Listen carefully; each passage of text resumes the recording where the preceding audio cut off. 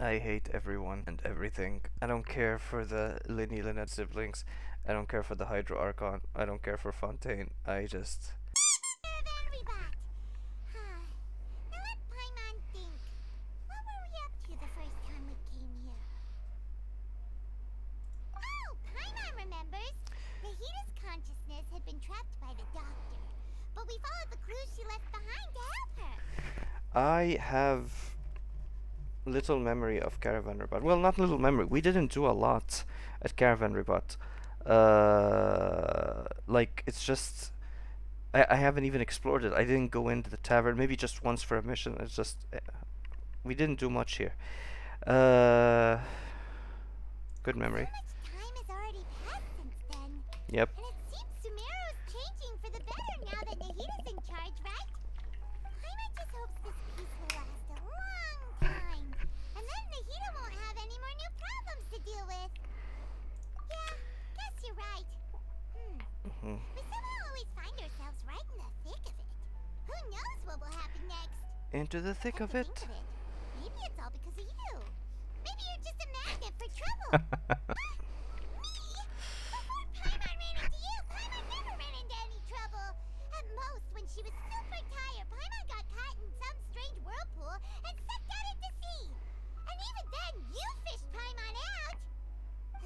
Anyway, for Nahita's sake, maybe we should think about heading to our next destination for now. Next stop, Fontaine. Look who it is. Running Hey. into you in a place like this? I can see you two still love wandering around. Yep.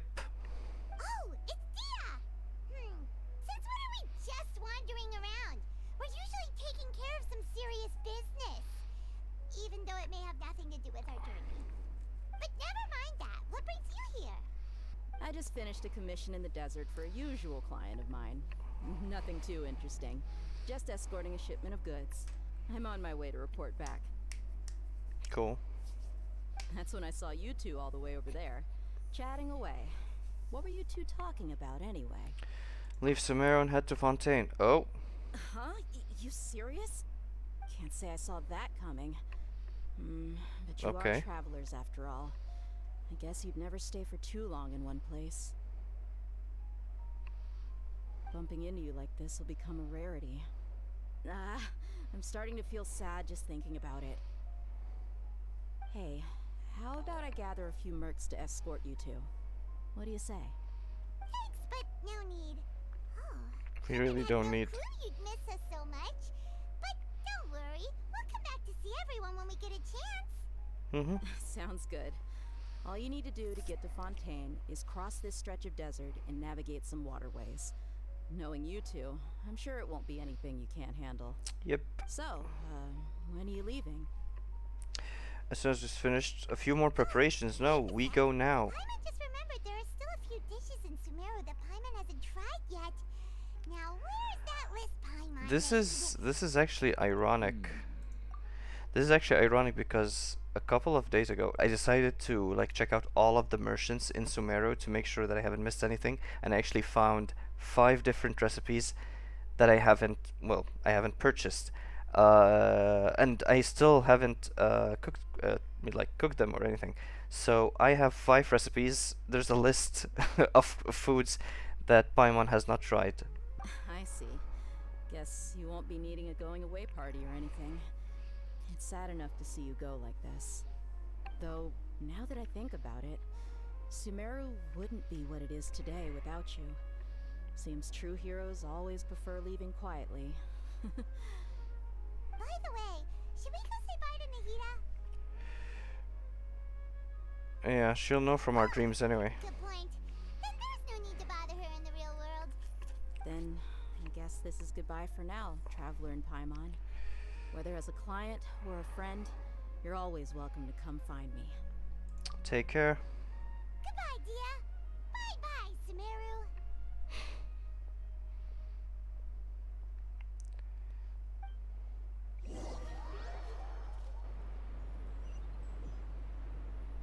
Oh.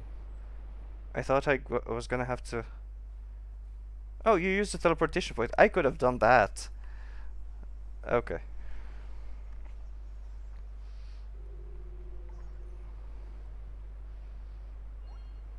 Hey.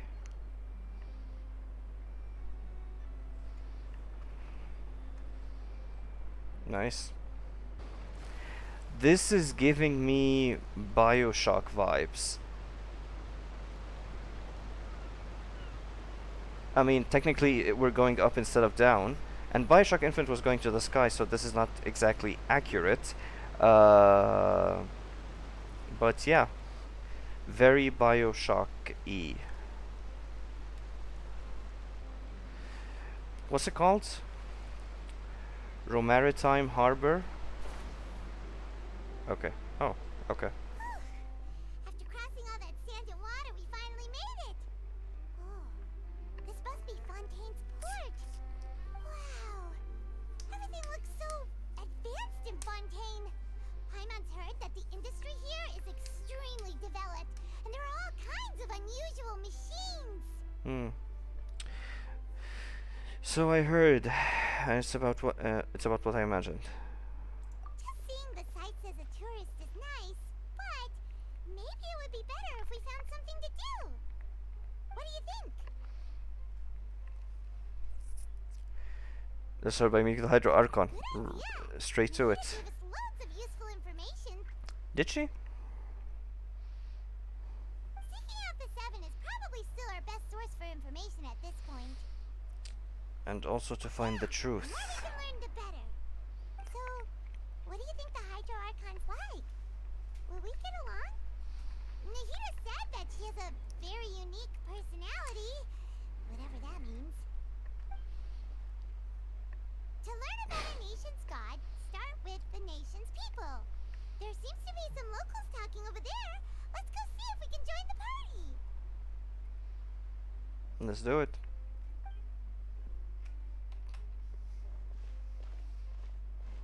If you ask me, it's a tragedy how things ended for him.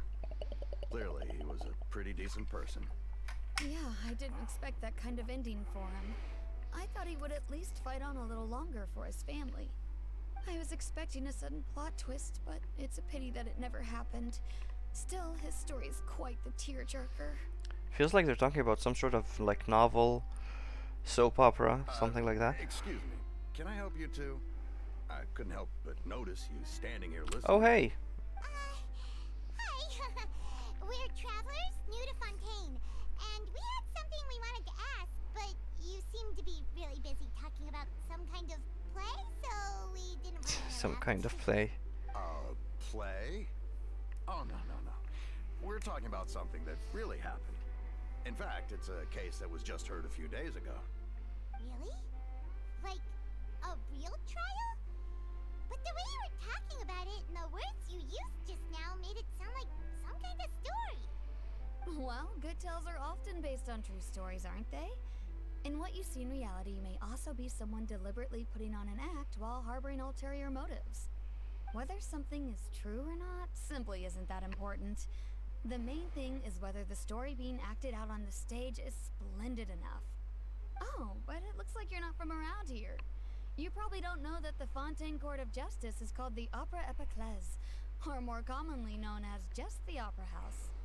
What is it called? Upper. Oh, Opera Epiclese. I thought she said upper class, but in like a fancy way. Opera Epiclese. Okay. So these trials are sort of opera? But, Okay. Shouldn't court cases be treated a little more seriously than that?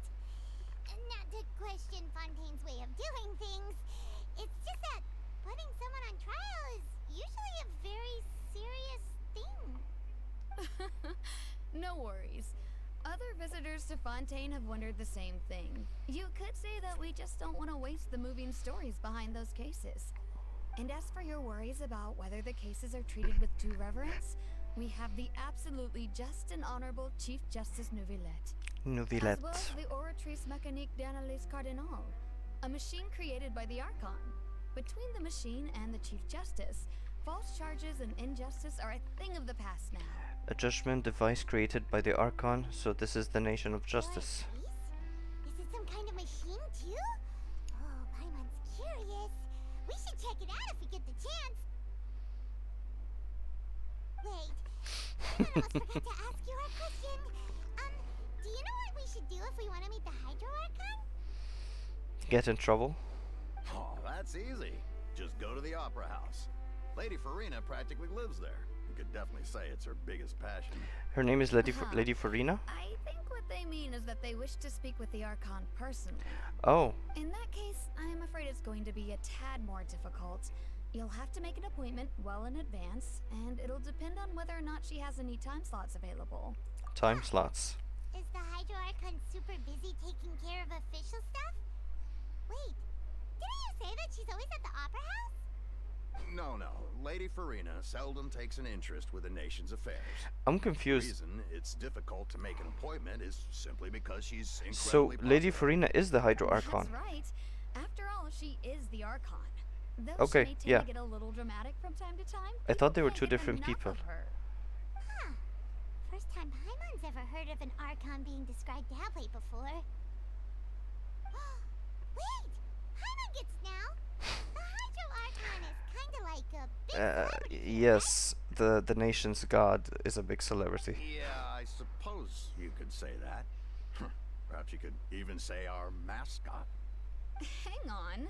This is still Fontaine's Archon you're talking about. You Exactly. should show some more respect. Dude. Yes, you're right. I guess I should at least try to be a little more respectful in front of visitors. Otherwise, I might get arrested and find myself face to face with Monsieur Neuvillette. Come on. Sure, there's a lot of laws here, but nobody's going to be arrested for saying something disrespectful about the Hydro Archon. Seems the people of Fontaine really like the Hydro Archon, but they don't appear to revere her. Alright, I think we get it. Thank you! At least we now know that we can find the Hydro Archon at the Opera House. But who knows how long making an appointment will take? Guess we could have a look around the city in the meantime. Hey! What are you looking over there for? There's a girl over there.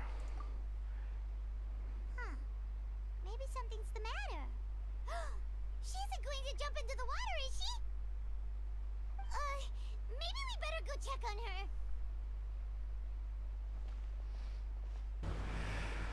Started. Okay. I'm trying to remember her name from the trailer. It's Linny and Lynette? Is she Lynette? Okay.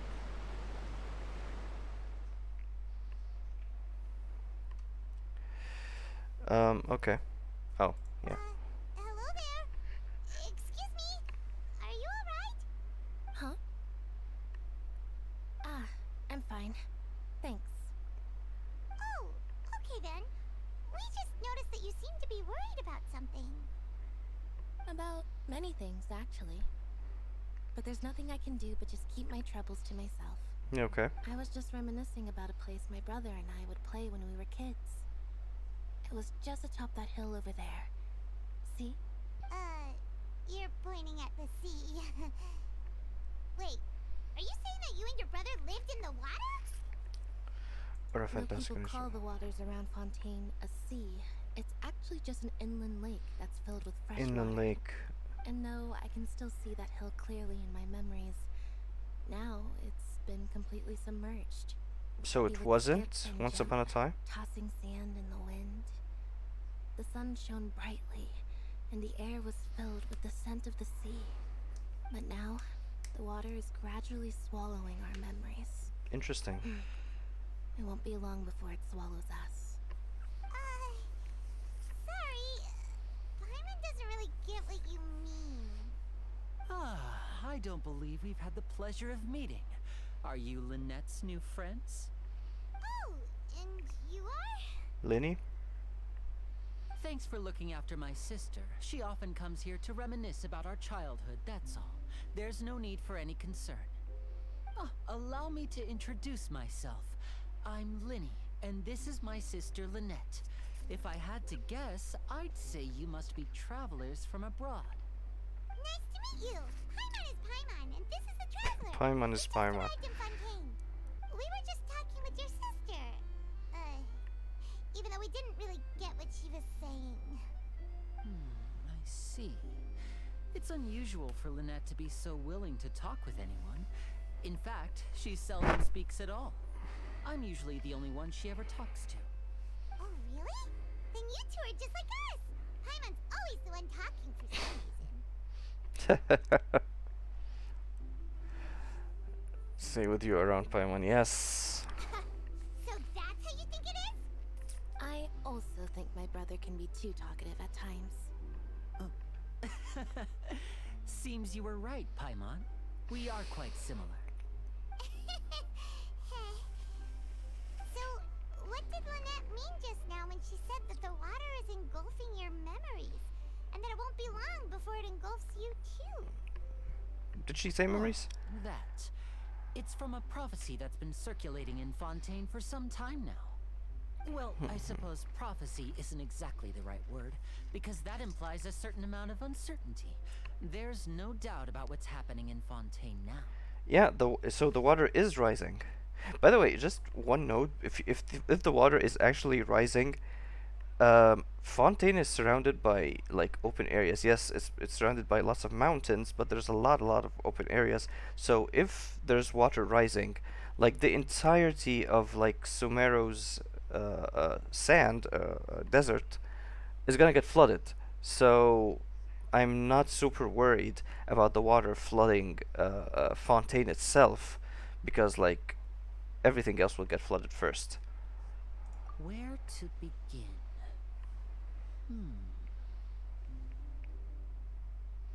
Let's put that question on hold for a moment. We still haven't formally greeted each other yet, have we? We kind of did. Introductions earlier not count? Yeah. Hello, traveler. Hello, Lenny. Oh, is he gonna do like a trick or something? He's gonna And take my hello, wallet? Paimon. Hey! Why did Paimon get a handshake? You're not poking fun at Paimon, are you? Please, don't take offense. Just consider it a sort of etiquette we have here in Fontaine when making new friends. You should remember it. It might prove useful. Oh, alright then. Well, Paimon's just happy to have a local friend now. By the way, we were just getting ready to go to the Opera House to meet the Hydro Archon. Would you be able to show us the way? So you're going to see Lady Farina? No problem at all. In fact, I was planning to go to the Opera House later myself. I'll gladly take you once I finish things here.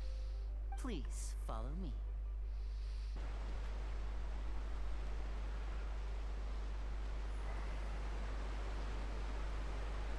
Okay. Oh. The water is so freaking loud, dude. You said you were going to see Lady Farina? Well, it seems Lady Farina has Oh. come to see you. Really? Oh. Wow. That's not her, though. Is that like the captain of the guard or something?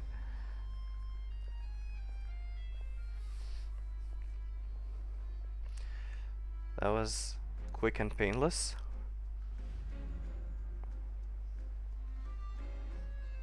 Hey, some guy from Sumero, a Sumero scholar. So, she's the Hydro Archon? But how did she know we were looking for her? I mean, she's the Archon. Dear people, Oh my god, it's another official. those with cup in hand and those with nothing at all. Raise your glasses in celebration. If you don't have one, Just then raise your your hands. and leave. It's official. It's a freaking official. As you can all see, two unfamiliar travelers Oh, her have eyes. arrived in our nation. Come, let us make a toast in honor of this traveler and his companion, who have journeyed here from distant lands. Is she talking about us?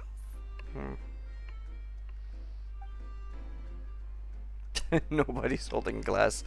Okay.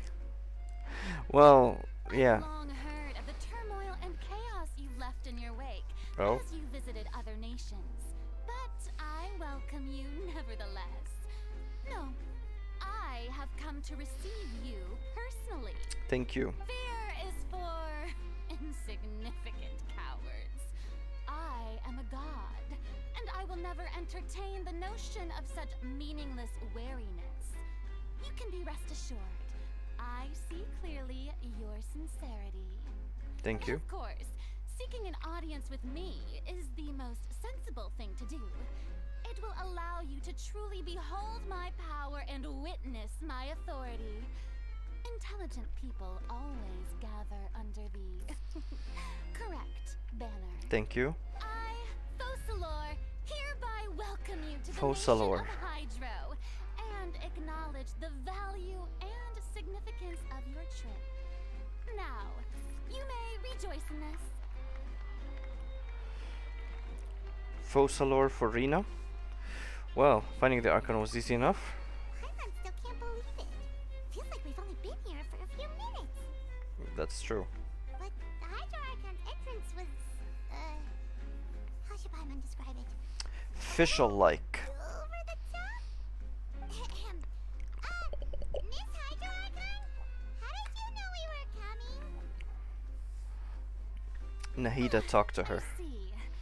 As Outlanders, you inevitably lack even some of the most basic understanding. Don't forget that even the gods can be divided into the mediocre and the excellent. Okay.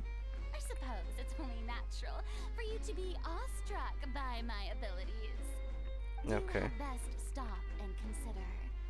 Do you really have the noble qualities and etiquette necessary to communicate with a god? All it takes is a flick of my finger for me to know everything about you. Okay. Whoa. Talk about sounding high and mighty. Feels like she can't get over herself. Oh? What's with these looks? Perhaps the welcoming ceremony still isn't enough? What else should I say then? Is she waiting for us to start talking? Wow, I didn't expect to see Lady Farina here. What a surprise! This is like a sea captain. Does this mean they're the legendary blonde traveler? How did I not notice before? Hey, what's all the commotion? Oh, is that Lady Farina? Is there some kind of drama going on? Oh, you're Of waiting course. for drama. That's the blonde traveler. The one all those stories are about. Lady Farina came here to personally see him. Oh, I bet this is gonna be the duel of the century. Duel? I'm going to fight the Archon right now? I should have fucking gotten a better team. Ooh, I've got to see this. I knew Lady Farina would never disappoint. Are we gonna fight? Are we seriously gonna fight? Yes, but don't get too excited now. My dear believers and spectators alike tend to get quite rowdy, and despite the noise, I've come to tolerate all their ruckus. Okay. You may consider this my reward to all of you. I have determined that there will be an epic duel between myself and this traveler from another land, just as you were hoping to see. We are going to fight. Now she wants to fight? Aren't we getting a little ahead of ourselves? Fight gods, I've got a resume. I love that. Wait.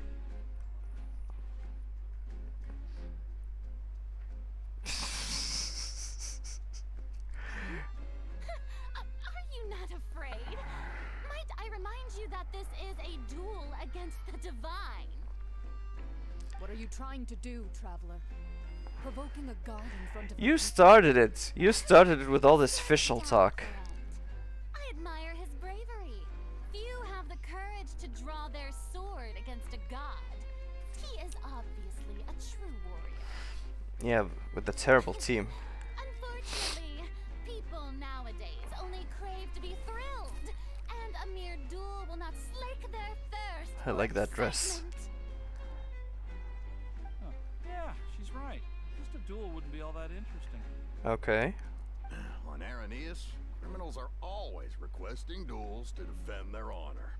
They're getting a bit old, to tell the truth. You see. Then, as the god of justice, I shall face this traveler in another kind of Okay. duel. A duel So I'm gonna get arrested Now that'll be already? the scene. Right. This is Fontaine, after all. Such a grand opera house. It would be a pity not to use it. Why do you care so much about the crowd's reactions? Seems you've spent a little too much time in the opera house. Besides, how exactly do you plan to have a duel in court? You mean you're going to put us on trial? And we haven't committed any crimes. We literally just arrived here. Oh, we have reason to put you on trial. It's obvious, isn't it? Obvious. According to Fontaine law, no one is permitted to release any flying objects within Fontaine's city What? limits during the first 3 days of each month. You are clearly guilty of violating this law, no? Okay. This is one of those situations where ignorance of the law is no excuse. No one is permitted to release any flying object within Fontaine city limits during the first 3 days of each month. You are clearly guilty of. You mean Paimon? This is about Paimon. Oh, so that's what they've done wrong. That's our Lady Farina. No one knows the laws of Fontaine like she does. You call that obvious? That's a very What law is that? surprising statement. Flying object? You mean Paimon? Nobody in Fontaine knows the laws like the Archon. You realize? Okay, so she's the only lawyer, or I don't know, executor of the law. I don't know. Precisely! Now, if you two have no objections, then in the name of the Hydro Archon, I order your arrest. That My escalated so apologies, Lady quickly. Farina. I don't mean to spoil the fun, but if you would allow me to interject, I don't think that Paimon here meets the definition of a flying object. You tell her, Winnie! Finally someone who's not crazy. How could anyone call Paimon a flying object? Ah, great magician Linny, my beloved citizen. I'll permit you to object, but how exactly do you plan to prove your claim? Okay. As a magician who just rained on your parade, I naturally should shoulder the responsibility of saving the show. So, with such an audience gathered here, allow me to perform a trick for everyone. Okay.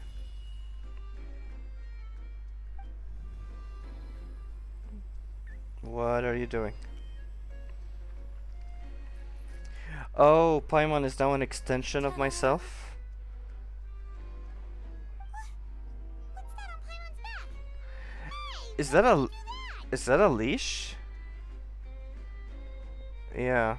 Is that supposed to be a leash, or are we connected now? Like, Paimon is part of my body, so he's technically not a flying object.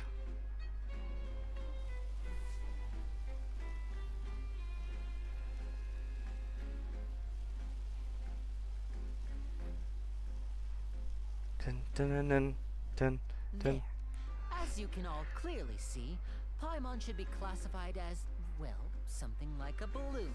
This rope has been in the traveler's hand all along. Yep. It was just that no one could see it before. Huh? You call that magic? You've got to be joking. I thought it was pretty good. Nice one. Huh. I'm not sure what to think. It seems Lady Farina's charges no longer hold water.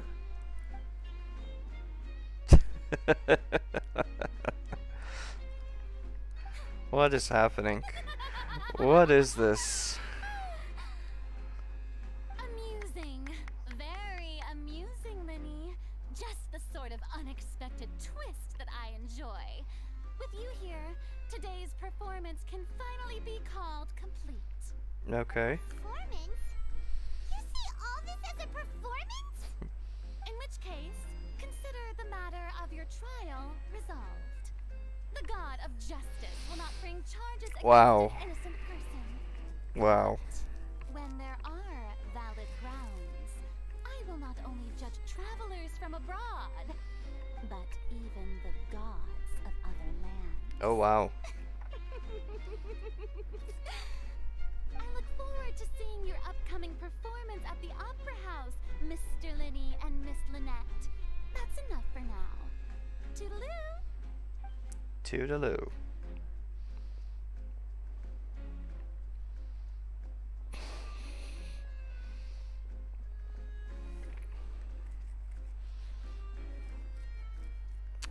Well, the random guy from Sumero just walking around. He's gone! Well, that's the most unpredictable Archon Paimon's ever seen. Hmm. I never even had a chance to ask her anything.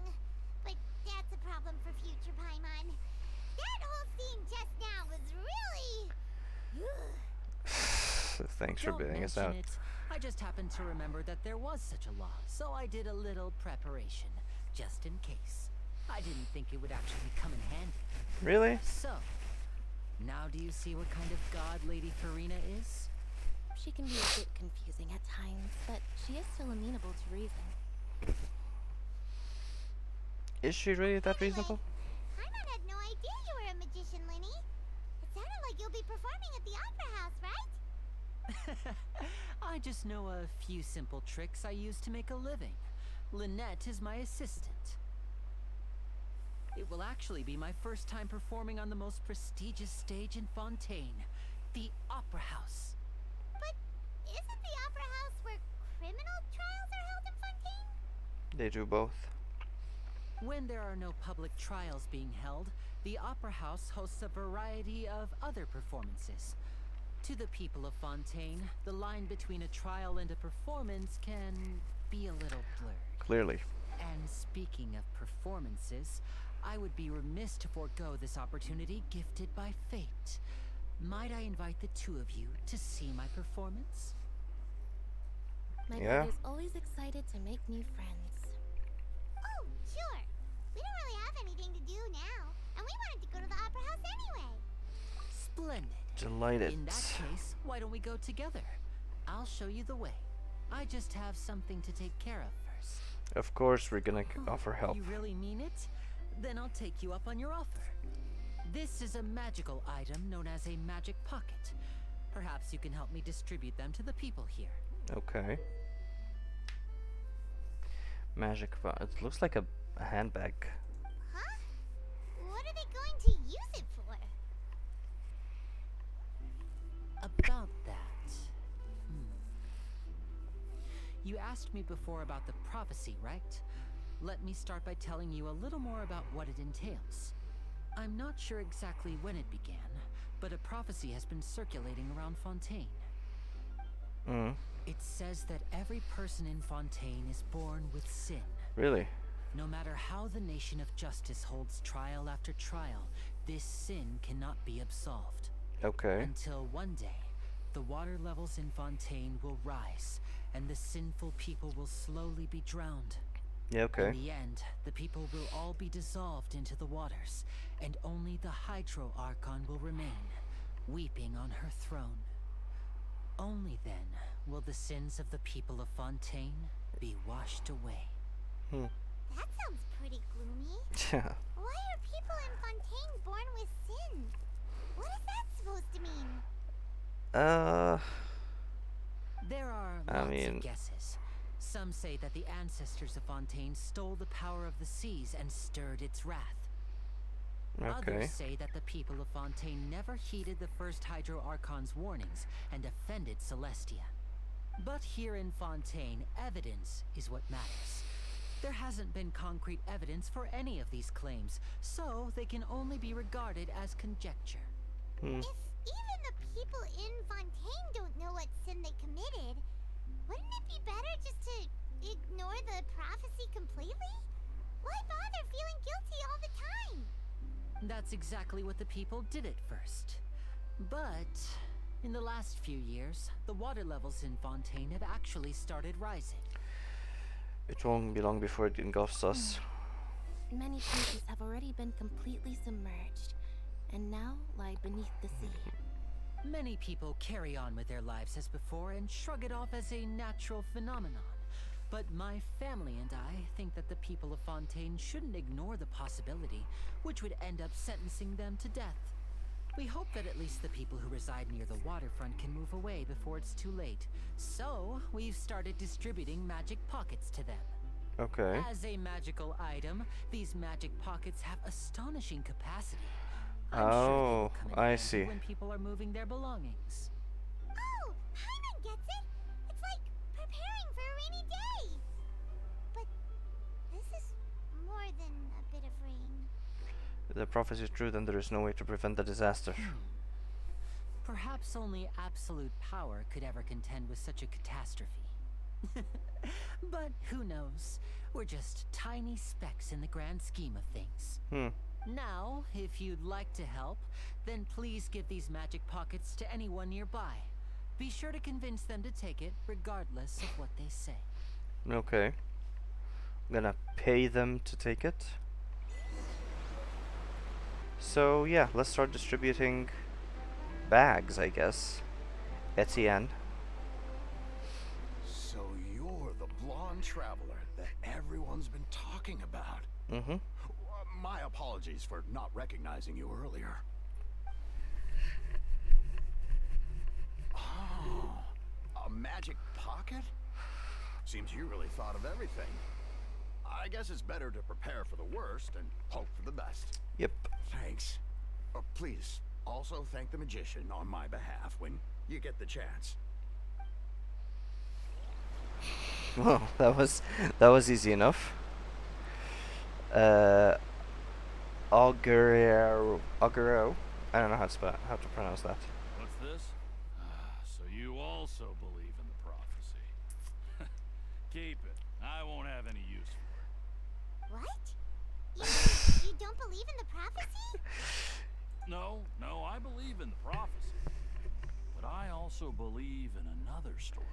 This reminds me of like a Family Guy joke. You don't believe in the Force, do you? Oh, you mean that thing you just found out about like 3 hours ago and are now judging me for not believing it? Paimon just found out about the prophecy 5 minutes ago, before that weird show with the Archon, and now you're like, whoa, you don't believe in the prophecy? It's like, dude, chill. The story says that people once lived in the ocean. They were one with the ocean and couldn't live apart from it. As time wore on, people desired to live on land and developed blood vessels. Are you talking about encapsulating evolution? the sea within their bodies. Thus could people set foot on land. You're talking about evolution. So, if you ask me, when the water rises and takes us all, it'll be like we're going home. Oh, I hadn't heard that one before. But people can't live underwater. Yes. They'll die. You should probably still take it. Fine, All right, I'll fine. take it. I guess I just feel that being dissolved into the water doesn't necessarily mean death. I mean, it's one thing to say, oh, I'm going to become part of this world again, and we're all part of this world anyway, but on an individual level, you're dead. Like, practically speaking, it's not a desirable state. Galathie? Huh? I don't want that thing. Way I see it, if the prophecy's true, it's still gonna be a long time before the water can cover everything. Life is all about living In the 100 moment. years, we'll all be dead. It Why won't you matter sit there anyway. worrying about the future all the time. We'll cross that bridge when we get to it. Hmm. You should still take it. You never know when it'll come in handy. Oh, all right, fine. Thanks. It's just that if I start moving, that means I've already given up on the life I have now. I'd really rather not. That was fast. So, what did people have to say? I bet you heard some interesting opinions. Many are Yes, quite but stubborn. that will change once disaster strikes. I know they'll change their minds, so it's only right to help them prepare.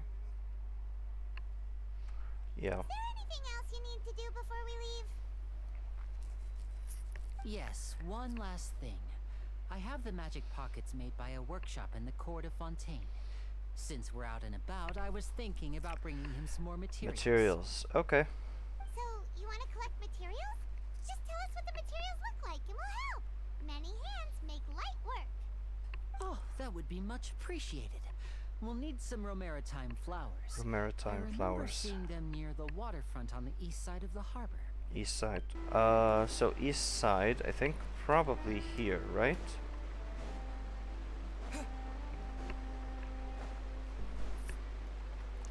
Yeah. It seems we have to use hydro to collect Romaritime flowers. Oh, okay. Can I use cryo? No. Okay. Yeah. Let's get someone that can shoot non-stop hydro. I'm thinking yes, Kokomi. We'll need a strategy. Okay. Let's move out. Marcotte. I need to read the name of it. There we go. Fibery Romarite flowers. Okay. So we're done with that. Linny. You made quick work of that. I can tell you're an experienced traveler. I've also finished collecting a few here. Maybe next time you'll feel like helping too, Lynette. No way. Passive I'm in aggressive. power saving mode today. Otherwise, I fear I may not have any energy left for the performance at the Opera House. Fine. Though the performance is still a long way off. Now that we're finished here, we should get ready to head back to the court of Fontaine. So, we're going to the court of Fontaine before we head to the Opera House? Good. It's the same thing, Then isn't we'll it? take a tour of Fontaine's largest city and try... It's the same thing, isn't it? Did they just leave him in the middle of a sentence? What happened? Wait, shh. Have you noticed that person over there? The young girl. Okay. Huh? What's wrong with her? Paimon didn't notice anything. She's obviously a thief. Okay. Magicians and thieves practice similar methods. We divert attention, and a distracted audience is one that won't discover what you're really doing. Watch her movements carefully. Okay.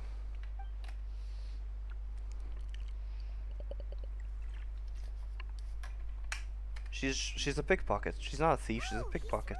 Right. Shh, keep your voice down. We need to think of a way to catch her, but it seems she's very alert. Perhaps we should split up. Okay. I will distract her while you... You two can ride the lift over there and wait up top. I bet that'll be her escape route if she tries to run. All right, Okay. let's go. I don't get, so what's the plan? Just ride the elevator? Yay, we got to the elevator. Can we get to the statue of the Seven first? Oh, the thing is rotating. Okay. Feels like it's taking longer. It's a hidden loading screen, but yeah. This is okay, we should have been there by now, man. Come on. Yeah, okay. Zadra.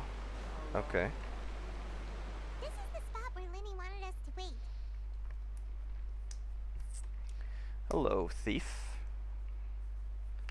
Be like, oh no, the traveler. Isn't that her? Get ready to stop her. Oh no. Did she notice us? She started running the other direction. Okay. What should we do? Should we chase her? I think that we're the distraction. You're right. She might also be trying to lure us away.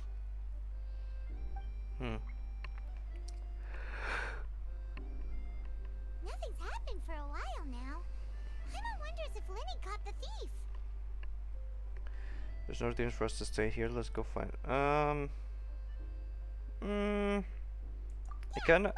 I kinda wanna stay here. I don't know. No, she's hiding. I just no. Okay, I guess I have no choice. Oh, Are you sure that's all she took?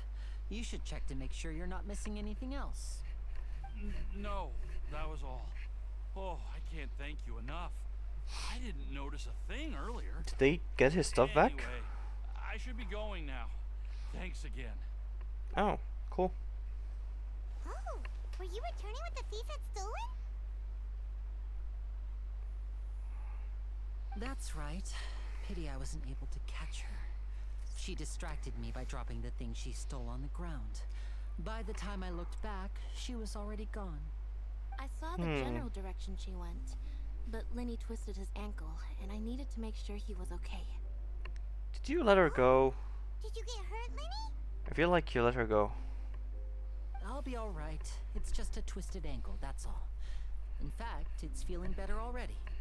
If you want to play Are a you game of lying? hero, at least try not to get hurt doing it. Imagine what would happen if you managed to derail our performance as a result. You're right, you're right. Sorry, Lynette. I have to admit that the thief was even more skilled than I had anticipated. But at least we were able to get the stolen items back, so it wasn't I don't believe complete. any of this. I don't believe any of this. Slippery little thief. Guess things turned out all right in the end, though. Lenny's initiative paid off. All right, let's put this little detour behind us. We should go to the court of Fontaine now. We ride this thing to go into the city? What an ingenious way to get around. People in Fontaine really know how to use How water. to use water. Oh, right. This is an aquabus. It allows people Aquabus. to travel between several key locations around Fontaine. It's pretty convenient, but the ride can become a little dull after a while. The scenery is always the same. That's why it's better to travel with friends. So you mean it's still boring even when I'm riding with you? Heh. No, that's not what I meant. It's just that, well, you don't really talk that much. Besides, it doesn't really feel like a real trip when it's just the two of us. It's the same as being at home. Your siblings, that's fine. Your siblings. Whatever. Whatever. Guess that's what it's like to be an older brother. It's about time for us to leave. Let's get on board.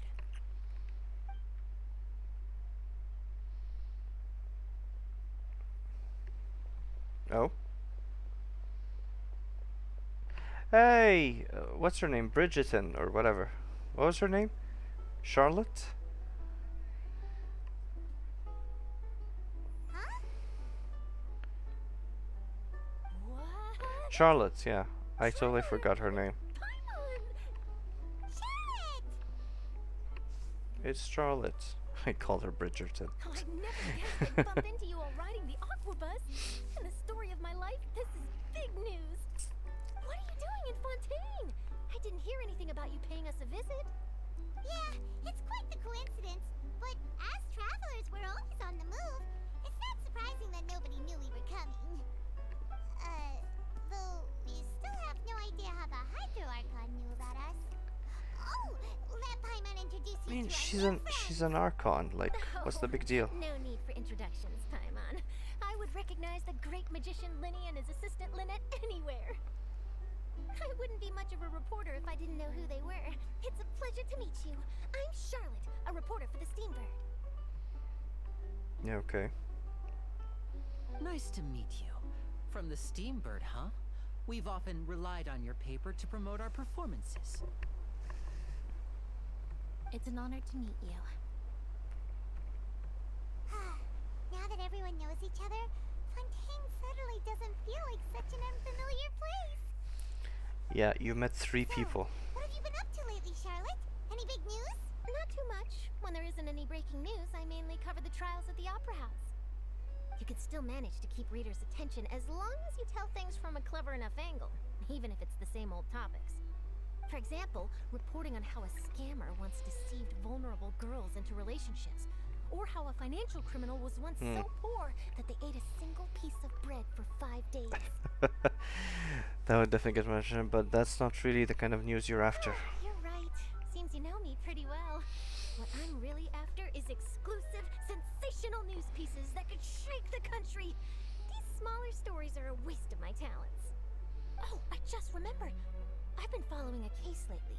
Well, a series of cases, actually. You mean the serial disappearances of young women case? Oh.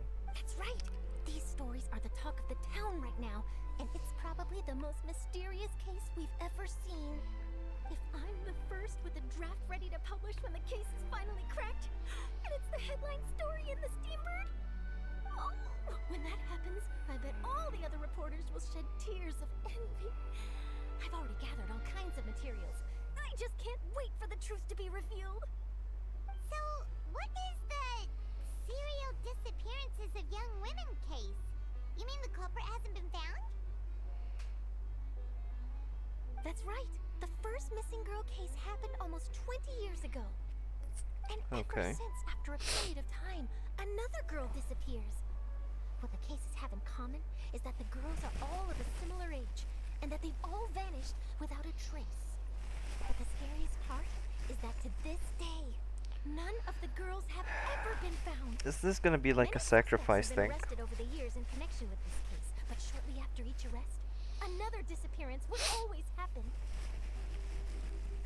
Another girl or the person that got arrested? Yes, it's possible. But either way, I believe that every case has some precise truth behind it, waiting to be exposed. Kind of a bit cold here. Yes, I agree. And at the very least, the family of those missing girls deserves some sort of explanation. I just imagined for a second what I would do if Lynette were to suddenly disappear. I'd pay any price to get her back, and then find a way to track down the culprit. Please don't imagine that. It's like Echo Buzzer before you know it, you ever get your destination.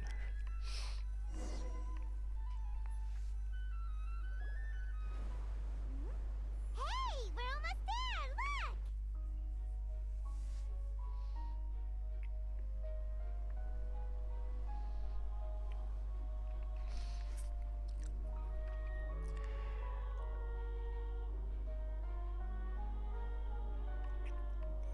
You know, after I saw the live stream for Fontaine, I was not that impressed with like the music and the trailers that came out. They weren't as like impressive or dramatic or engaging. I don't know, as like Sumeru's trailer, like Sumeru's 3.0 trailer. Or like Inazuma's 2.1 trailer. Actually, all of Sumeru's trailers were amazing. Like 3.0, 3.1, 3.2, all great. With Fontaine, I don't know. Enjoyed chatting with you. Life should be full of pleasant little surprises like this. Yeah, us as well. The ride went by too quickly. I have an interview to get to. I should get going before I'm late. Okay. Paimon hopes we can chat again soon, Charlotte. See ya! I would say I like the music. Be sure to stop by and see me at the Steambird when you have time. I like the music so far, What a tough job. but Always running around and interviewing everyone. I know it's Well, not where should we go now? like If you don't Leeway, mind, how about we Inazuma, stop by my Sumero. home first? Besides, I still have all the materials we collected. Sure, we wouldn't mind at all. This city is so huge, Paimon wouldn't know where to start anyway. Hydro MC. Are we done? Oh. I thought I would get like the banner that the thing is completed or like to be continued or whatever it was. Huh. Was that... There was like a statue of a woman, like a wooden doll or something, on top of one of the houses.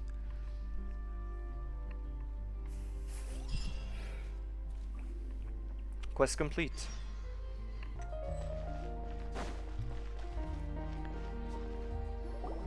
This is our current abode. Ah, Fremine, you're home. Fermine. Where did everyone else go? I have some new friends that I would like to introduce. Oh, they all just went out a moment ago. Everyone is getting busier now that Father will be returning soon. I suppose that can't be helped. Allow me to introduce you to my little brother, Fremine. He is a phenomenal diver. Hello. Nice to meet you. Paimon is Paimon, and this is the Traveler. Oh, you sound very proud to have a diver as a brother, Linny. Linny sure seems to have a big family. What a talented family. What a talented family.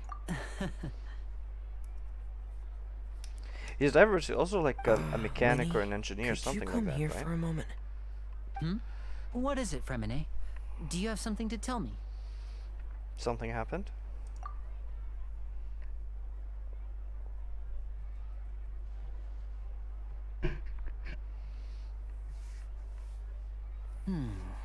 Okay, I see. Is everything all right? Oh, it's nothing. We were just discussing a little housework.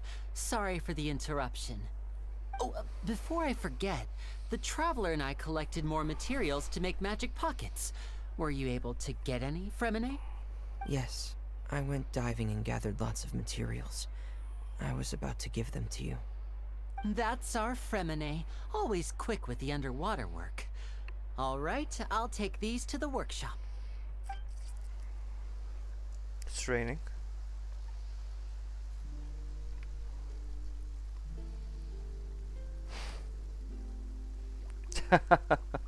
Just the random NPC that's not meant to move.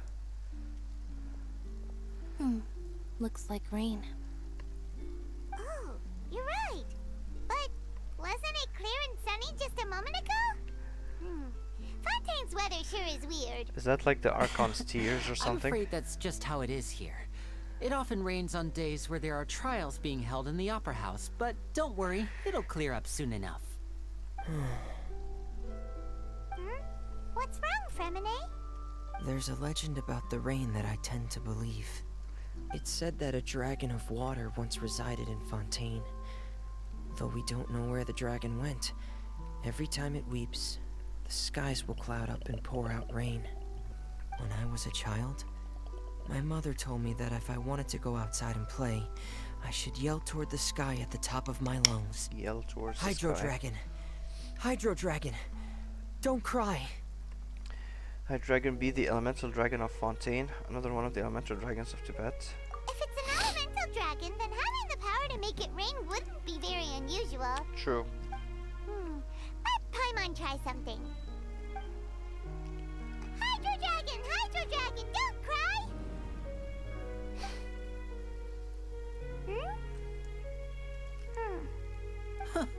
Doesn't seem to be of any use. It is just a legend after all.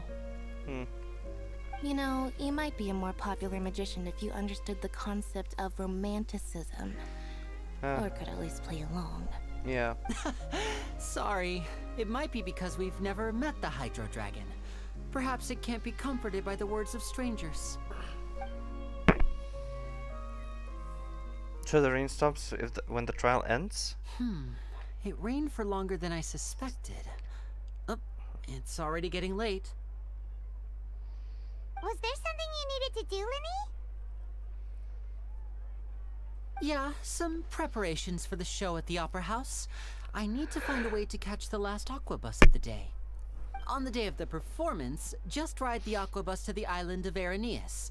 I'll have Lynette meet you at the fountain in front of the Opera House. Sounds good. Are you leaving now? What is it, Fremine? I'm in a hurry. Oh, I get it. You feel nervous delivering the materials for the magic pockets, is that it? Perhaps we could trouble the Traveler to help us take these materials to the Beaumont workshop and deliver them to the owner there? I'm afraid that Fremine can be quite introverted, and the boss there tends to be pretty talkative. Fremine has always been a little afraid of her. No trouble at all. Don't worry, we're on the case. Sorry for the inconvenience. I'm quite useless when it comes to such tasks.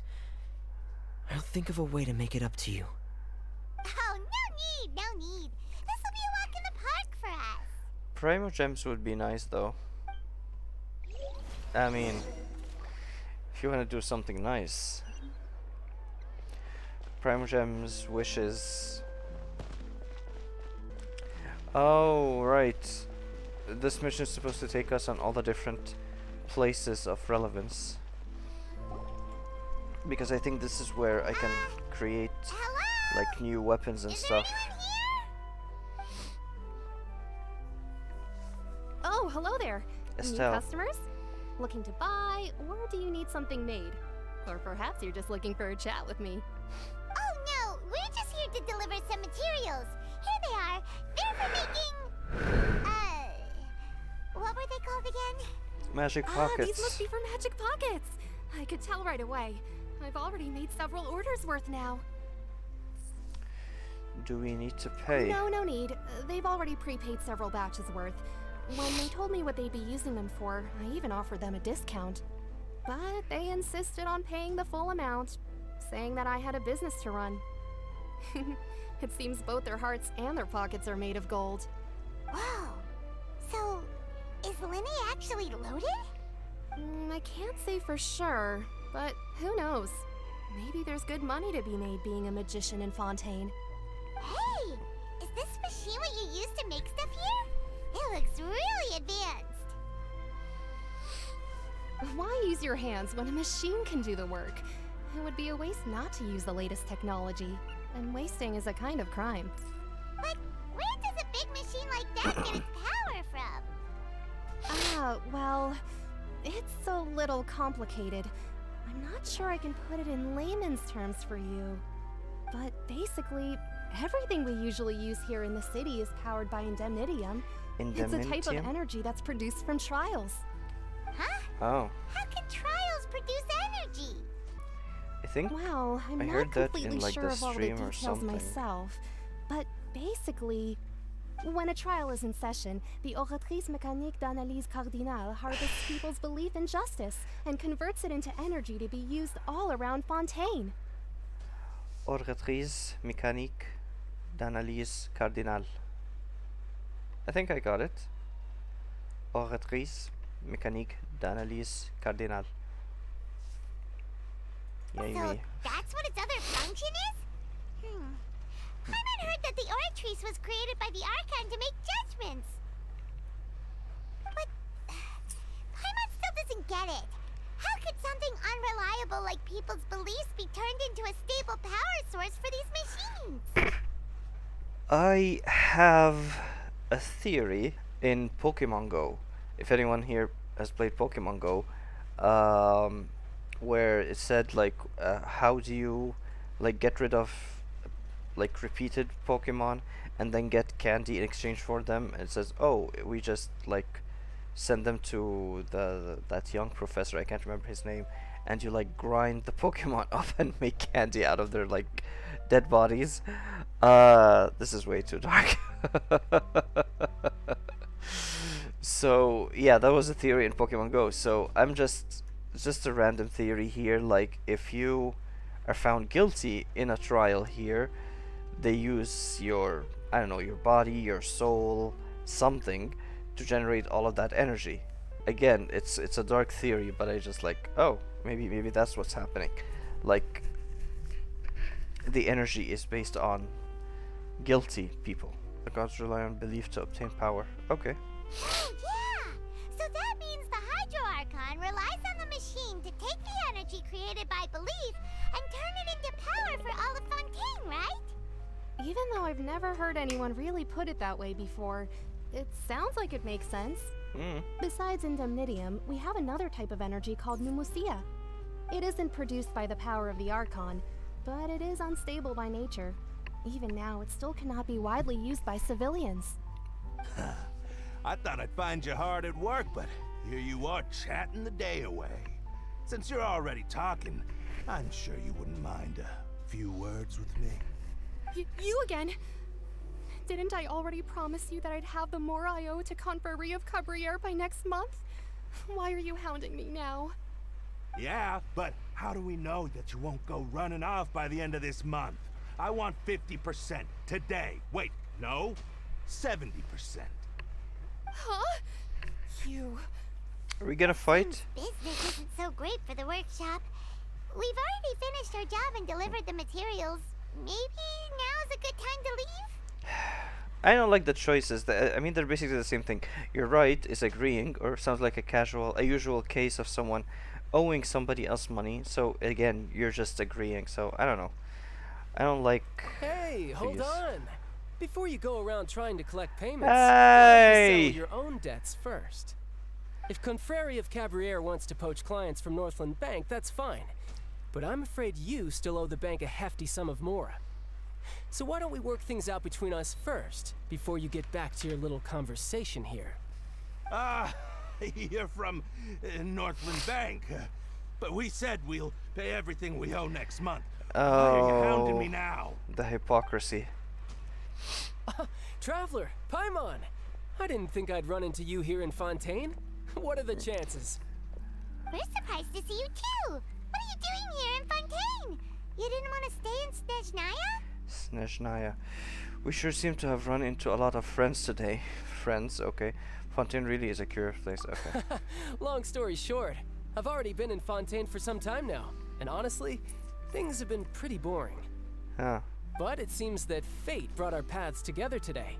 Not only will I have some good friends here now, but ones who always seem to find trouble. Either way you look at it, it seems things are going to get a lot more interesting now. Pretty sure we'd want to avoid anything that you'd find interesting. Besides, our trip here has gone pretty well so far, right, Traveler? I think the problem isn't interesting, it's illegal. I think we've already weathered enough storms for now. I don't mind a little extra excitement every now and then. Yeah. Hey, you, Northland Bank boy. Aren't you forgetting something? Just leave, dude. Don't interrupt. Leave. It's not often I run into the Traveler like this. Why don't you wait for me over there for a while? You kidding? Aren't you the one looking for us? You really expect us to sit and twiddle our thumbs while you catch up with your friends? Listen to me, boy. If you want your mora, fine. Why don't you come and take it? Hey, I just said not to interrupt. Oh, by the way, Traveler, the last time I took Tonya and Tusser ice fishing, Tusser said, "Hey, that's way over the line. All right, boys, let's see who has to pay up now." Can you at least let me finish one sentence? Fine. Though the bank told me not to get rough with our clients. You're the ones who started it. This is an act of self-defense. You two will have to be my witnesses, okay? Okay, sure. I'm sure this won't take long. Do I have to fight?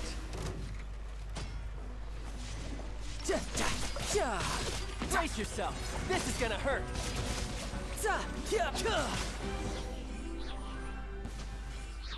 I moved away from the point. Oh, what's your deal, Brad? How are you so strong if you're just a staffer from Snezhnaya's Northland Bank? Wait, don't tell me you're... Oh, now you notice. It's a little late, don't you think? Just make sure you understand that you don't mess with Northland Bank. Got it?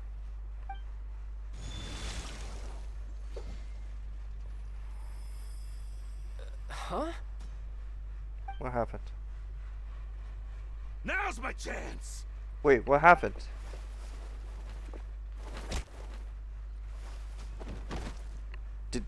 Did his... Huh. That was weird. Did his vision get disabled somehow? I'm not sure. It's as if I suddenly lost control of my hydro powers when I needed them. Maybe there's something wrong with my vision? Strange. How could that happen? First time Paimon's ever heard of someone losing control of their vision. Is the Archon gonna suddenly Never appear mind. to explain It doesn't matter. If I want to stay sharp, I shouldn't be relying too much on my vision anyway. Besides, I always have my delusion in case I need it. So what are you doing in Fontaine, child? And don't say it's work for Northland Bank. Well, I guess it's because I've been in a bad mood lately. Huh? What kind of reason is that? Wait, since when do you feel down about anything? I don't know. Maybe I still have a lot to learn about myself. but recently, there seems to be some sort of restless power stirring inside of me.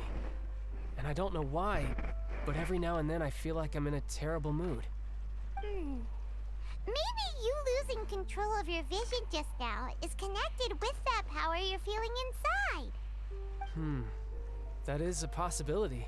So about this power, do you have any idea where it came from? I can't remember if I ever mentioned it before, but when I was 14, I fell into some unknown abyss. Spiral It was abyss? during that time I learned nearly all of my abilities.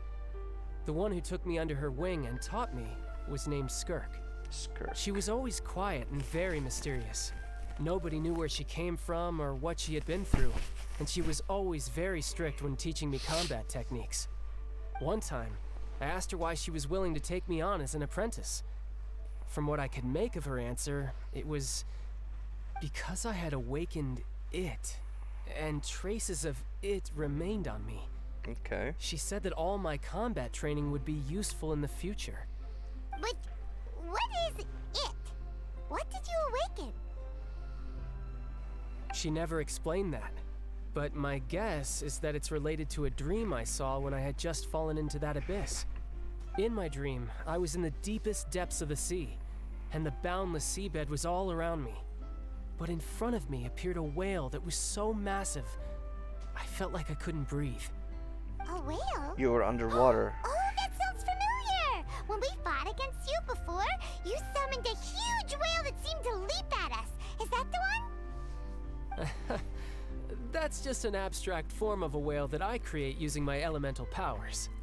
It takes that shape because the scene I dreamt of the whale has always been stuck in my mind.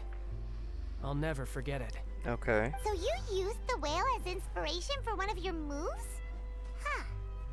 Seems a little twisted to Paimon. So why don't you just go ask your master? Maybe she knows the answer.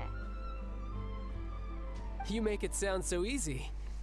Ever since the incident I experienced there, I've never stopped searching for Master Skirk and that unknown abyss. But it's been years now, and I've still found nothing. There isn't even a trace of the place where I remember falling into the abyss. Okay. Oh, it sounds like some kind of ghost story. Yeah. Yeah, I'm out of leads at this point, but there's nothing more I can do. It seems that strange encounters in this world tend to be elusive like that.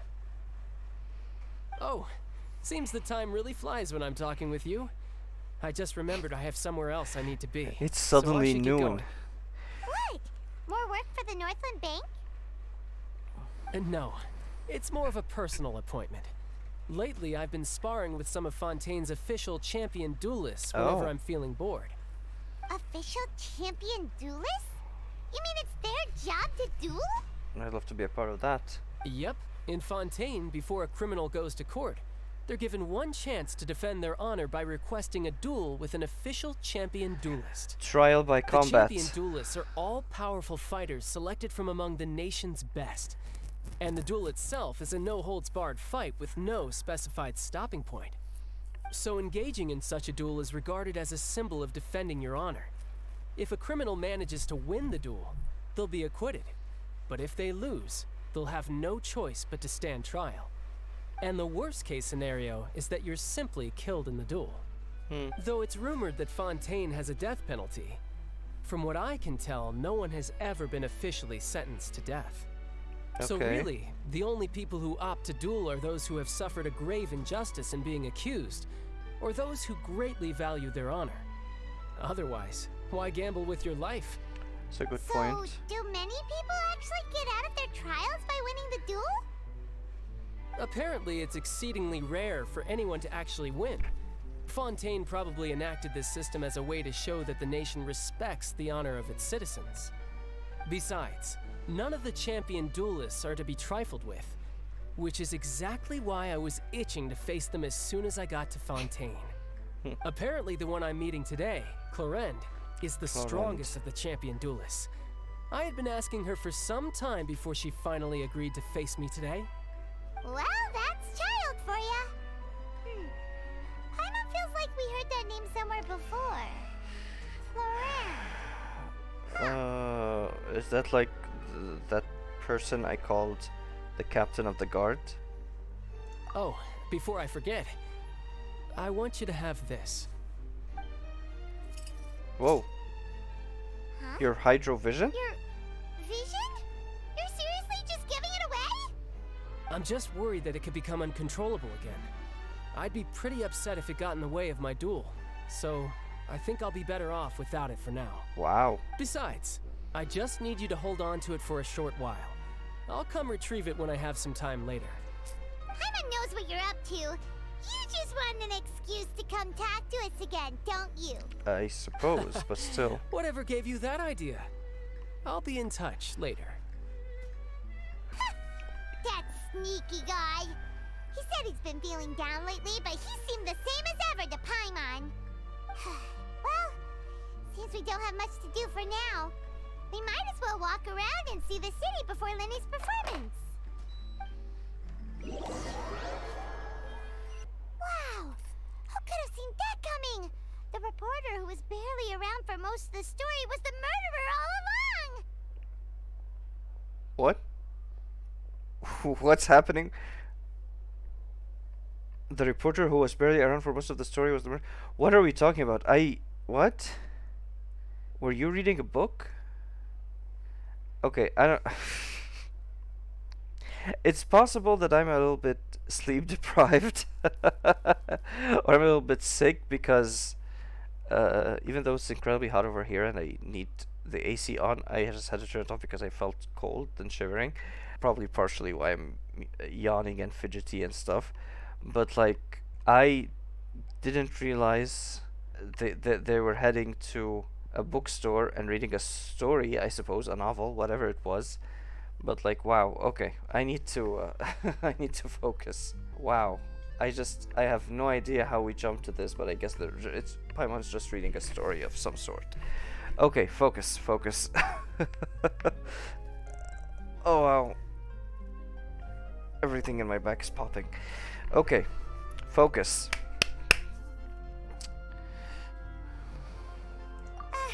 Sorry. Paimon was just surprised, that's all. Paimon never saw that twist coming. The murder mystery novels here are amazing. Mom would enjoy reading. Yeah, how long we were loitering here? The whodunits here in Fontaine are a lot different than the light novels you see from Yai Publishing House. Whodunits? Both have their merits, but Paimon thinks this style of novels are more, well, novel. It's so exciting to reach the moment when the mystery is uncovered, especially in the one Paimon was just reading. You should buy a copy and read it too. You already spoiled who the murderer is. Sorry about that. Paimon will be more careful next time. Hey, shouldn't we be heading to the Opera House to see Linny's performance soon? It's almost time for the show to start, so we should get going. Okay. Linny says that the Opera House is on Aranea, so let's go ride the Aquabus. Let's go ride the Aquabus. Wait, how do I get there?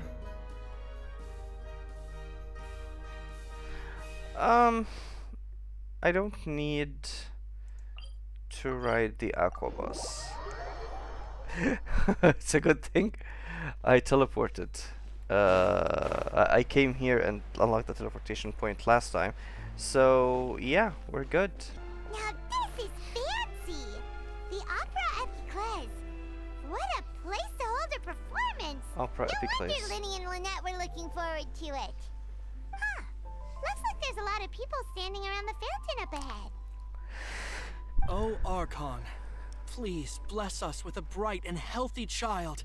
We pray. I don't know why you always feel the need to ask so much. I'll be happy as long as our child is healthy and lives a peaceful life. He barely said anything. I guess if they're our kid, then there's no doubt they'll turn out smart. Maybe this is one of the customs in Fontaine. There sure are a lot of couples here. Vache. Vache. What's wrong? Vache. Vache. I feel like every single continent we go to, every single place we go to, there's always someone speaking in my head. Like, I'm pretty sure it happened in Sumeru and possibly somewhere else. It also happened in like the summer event of last year in the Golden Apple Archipelago. Someone was talking to me. Maybe not specifically like this, but yeah, it definitely has happened before. No, Paimon didn't say anything.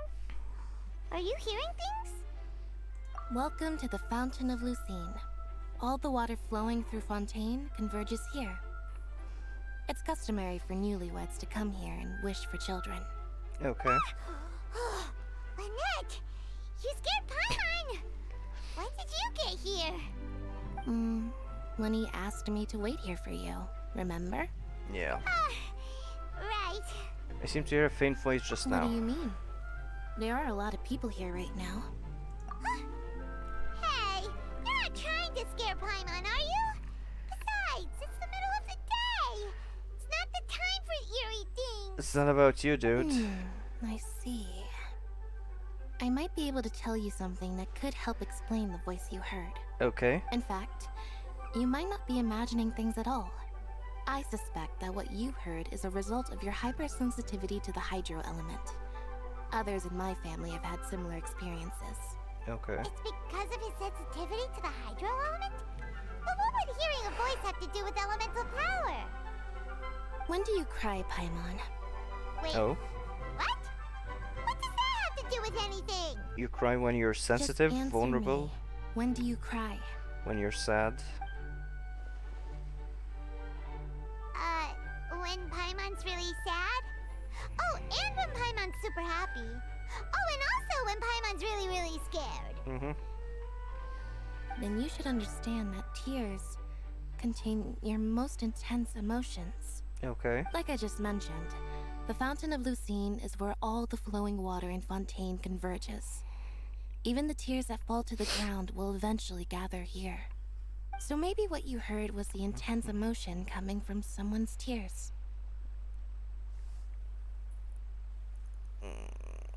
Probably not. So, what did the voice say? Huh. If you were hearing their emotions, then Paimon wonders what happened to them. Rather than worrying about them, we should worry about my brother first. Okay. Don't let that calm look of his fool you. He tends to get pretty nervous just before a performance. So chatting with Lenny might help him relax a little before he goes on stage. Oh, right. That makes sense. Let's go in and see Lenny.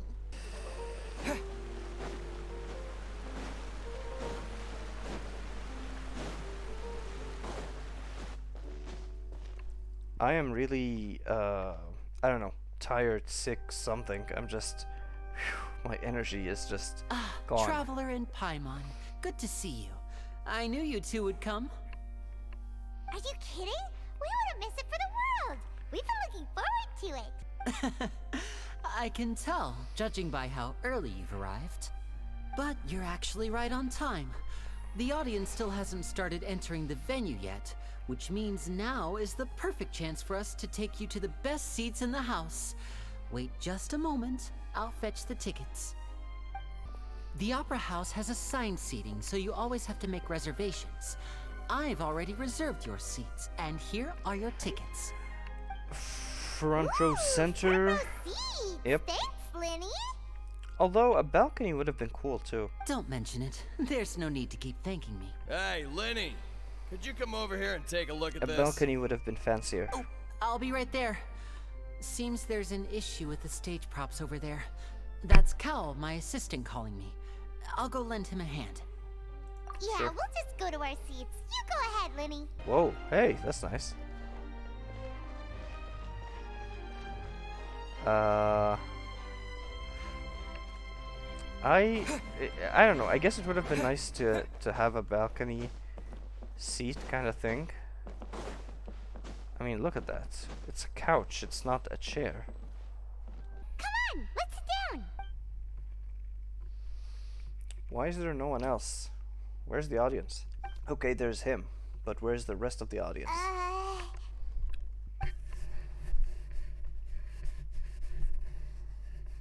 Hey, Traveler. Maybe we should strike up a conversation with the person next to us. Since we're sitting together and the rest of the place is practically empty still, it's kinda awkward if we don't say anything. I think that is your job. You little. Oh. Oh, look who's talking. Excuse me. I did not realize you felt awkward. I am terribly sorry. I would be perfectly happy to chat with you if that is what you would like. Oh, so you heard all of that, did ya? Boy, you sure have good ears. Paimon thought she was keeping her voice down.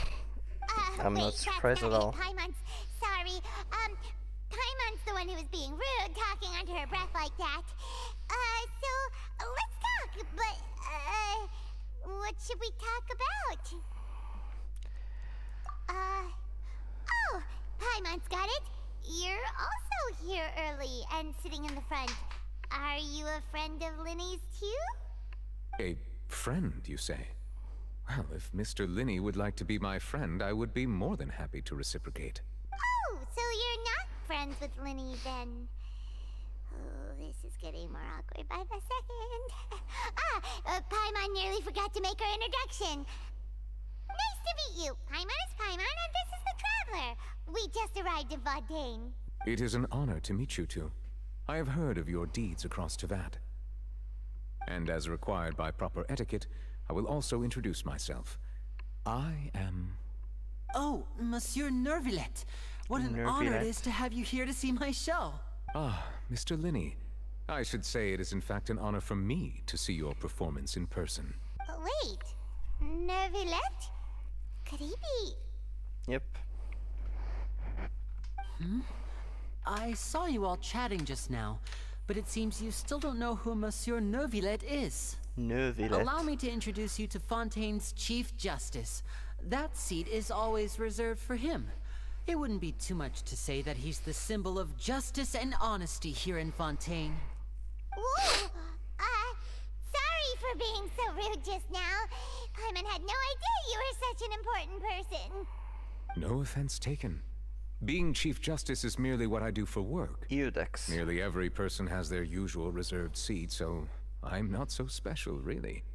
And by the way, I should probably let you know, even though I would prefer not to, there's someone sitting up there in the VIP seats that has been striking a pose for quite a while now. I believe she is trying to give you a most elegant and impressive first impression. So I think you should take notice of her sooner rather than later. Otherwise, she may become flustered. First impression. First impression. Like you didn't do a whole official act when we first arrived. It's Farina, the Hydro Archon. She sure has a smug and satisfied look on her face. Guess she has no idea that you saw right through her act. Very good. That is for the best. No need to pay her any more attention. We may now enjoy the show. Huh? So is this what things are like between the Chief Justice and the Hydro Yeah, Archon? he's way too serious and doesn't care for her. Please wait just a moment longer. I've pretty much finished my preparations, and the performance will start as soon as the audience has made their way to their seats. Is there an audience? The show is finally about to start! Paimon can hardly wait! Paimon's never seen a real live magic show before! Yeah, with all the things that we've seen throughout Tevat, like, a magic show is nothing. They're dimming the lights! The show must be starting! Where is the audience? Okay. Sorry. Paimon will try to stay quiet. I didn't even realize what sound he made with his mouth. Welcome, one and all, to the Opera Epiclese. I am the star of today's show, Linny. And over here is my sister, Lynette, who will be working as my wonderful assistant. Please, let's give her a warm welcome. Nobody clapped. Hello, everyone. Oh. I know she may seem to be a little sleepy right now, but that's just a sign that she's nervous. Whatever. Okay. Now, don't put her down, some of you may dude. be thinking, two vision holders who can freely manipulate elemental powers performing magic is not true magic at all. Yeah. So, I would like to take a moment to assure you that elemental powers will have nothing to do with what you will witness on the stage today.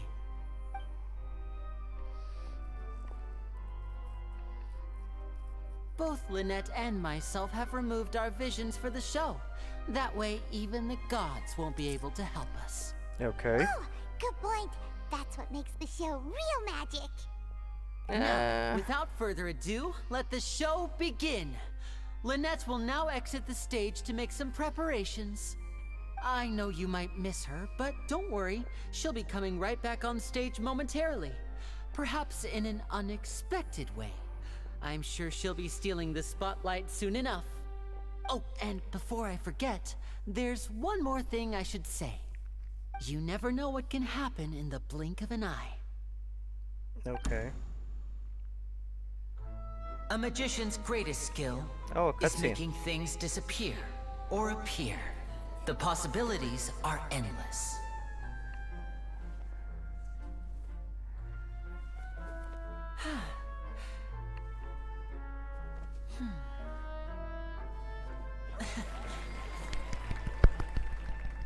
Huh?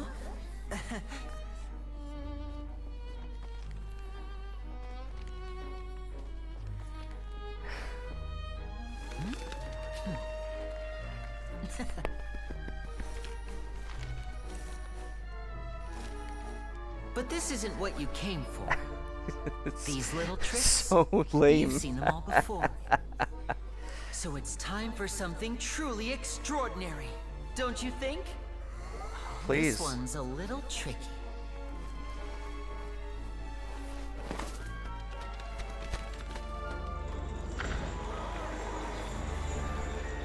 Using this water tank, I shall make my sister vanish completely, right before your very eyes.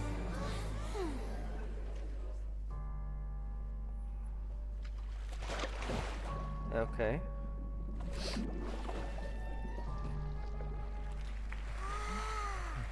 I mean, it's actually quite simple. Don't people have the ability She'll to breathe just turn underwater into anyway? air bubbles and float right out of the top.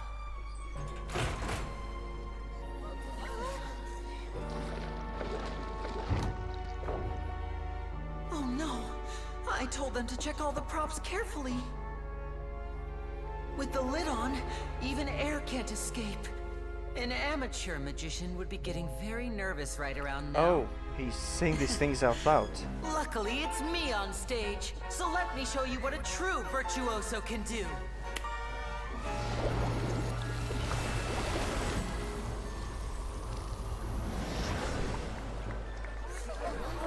Okay. Is she gonna appear naked? What's happening? Lynette, are you still there? Don't go too far. We don't want to use up all our magic. Hi, I'm back. Uh-huh.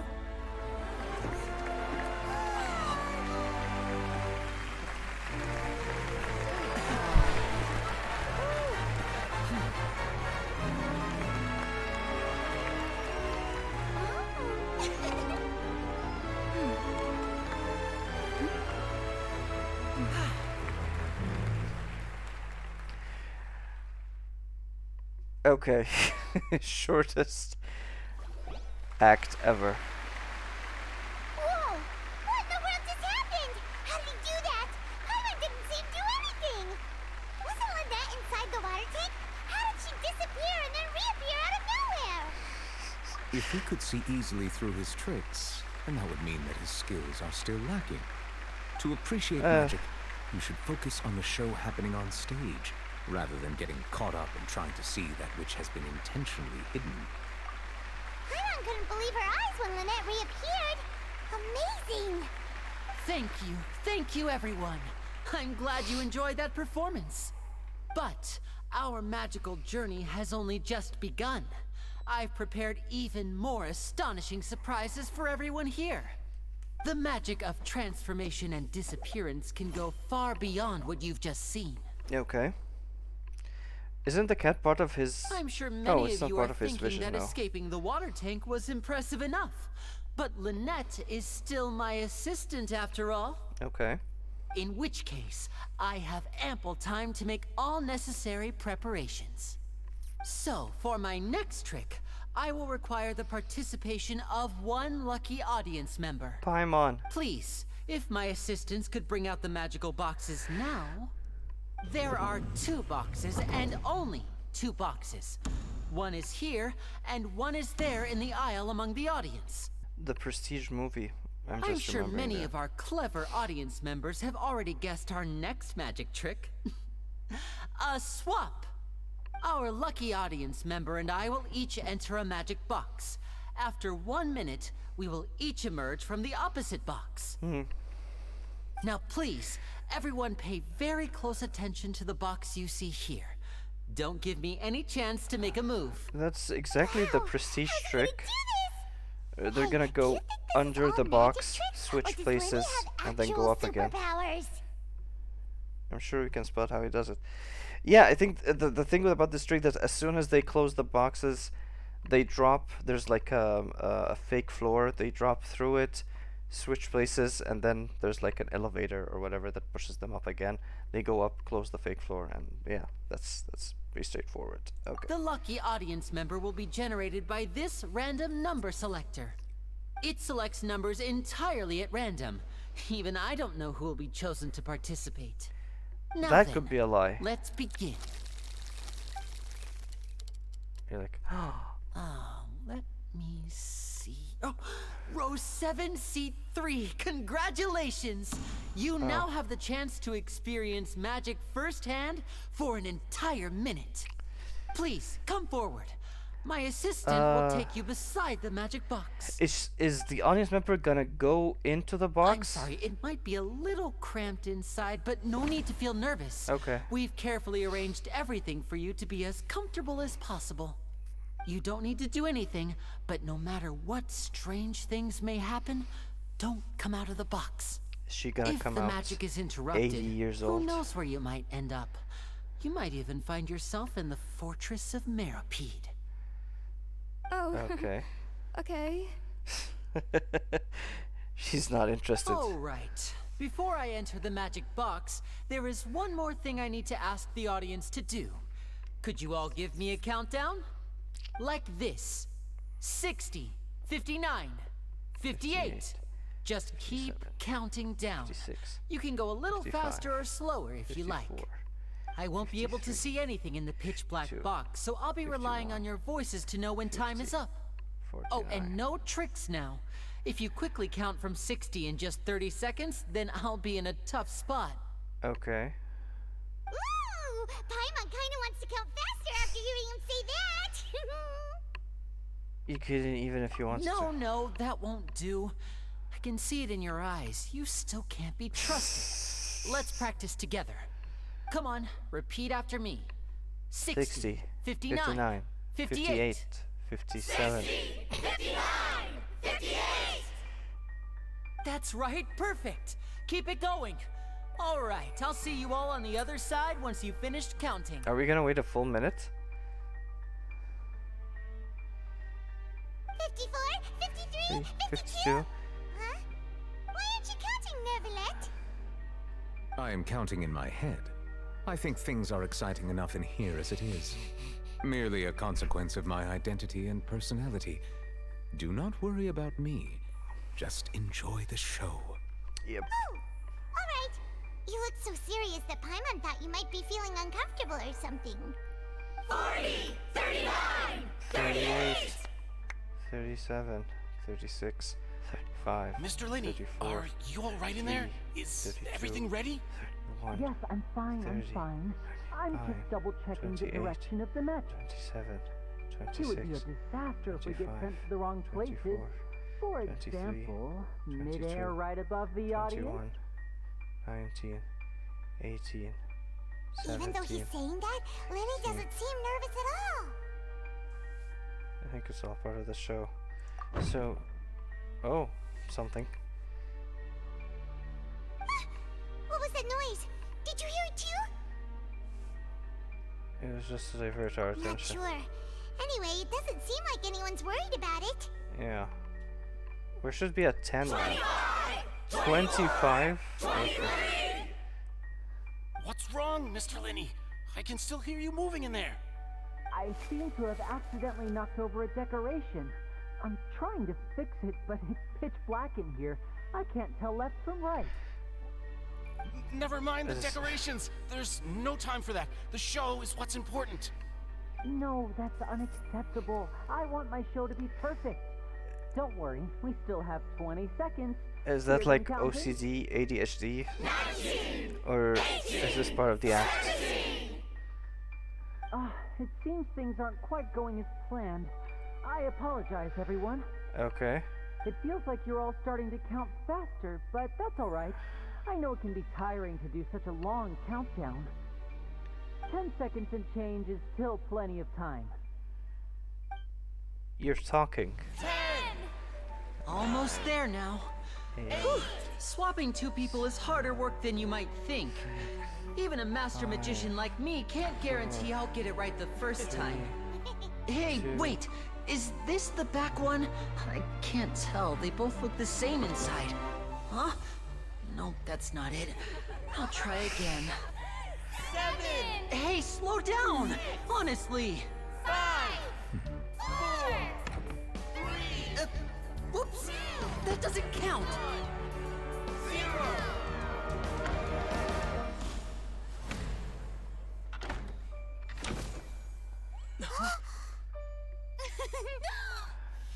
Ta-da!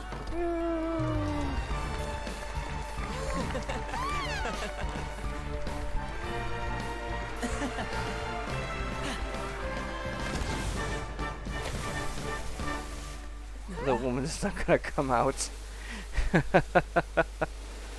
Oh, the guy just left. Whoa. Whoa. Okay. What happened? Oh boy.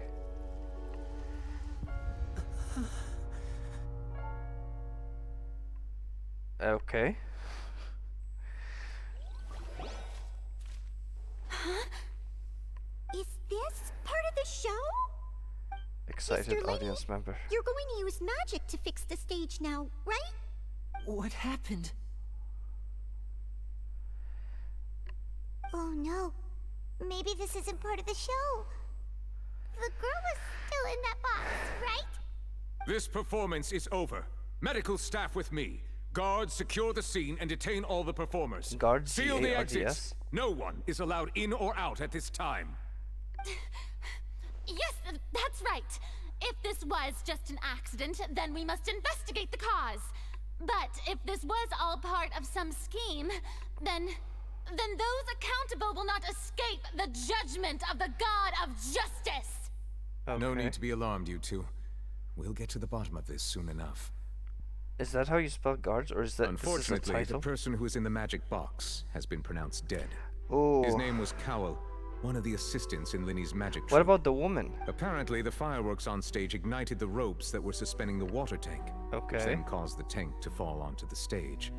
As of now, we are still not sure why we found Cowell in the box, rather than the guest from the audience. Yes. And after an initial search of the area, the guards have confirmed that the girl is nowhere to be found. It appears that this incident was not merely some mishap with the performance. What about the guy There that are left? many indications that it is connected with the case of the serial disappearances of young women. I forgot about that. The I serial totally disappearances forgot case? about that. That's the case that Charlotte mentioned before. Charlotte.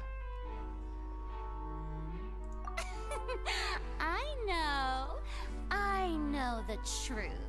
I can see through the whole thing. Really, using such a shallow and obvious mystery as his finale. Did he really underestimate us that badly? Is she talking about I Linny? say that our powerful magician, Mr. Linny, is now the prime suspect for the serial disappearances case. Oh boy. Huh? Why me? This whole thing was an accident. Oh, this all occurred during your magic show, did it not? The missing girl disappeared after being chosen, did she not? The deceased is one of your assistants, is he not? Now that I think about it, that whole speech about magicians making things disappear was nothing more than a provocation. Provocation. A bald-faced challenge. I don't know. That can't be right. How can Linny do this? He was in the box on the stage the entire time. We can even hear his Besides, before That's the show, not the he told us argument. that he would like to catch the criminal behind the disappearances. He couldn't possibly mean catching himself. I mean, he could, but like I agree with Paimon, but the argument is incorrect. Like, yes, you can use him as the prime suspect, but not like not for all of these reasons. But anyway, he's a suspect at most. Save discussion for a later time, please. Lady Farina, may I assume that your comments just now constitute an accusation against Mr. Linney and his associates, and that you are pressing charges? Huh? I just think that he... Well, I think it might be a little early to talk about formally pressing charges. But what Lady Farina said just now makes perfect sense. Looks like she's gonna personally deliver justice. A kidnapping and murder carried out under the cover of a magic show. Lady Farina said it all. I mean, of course, my dear people.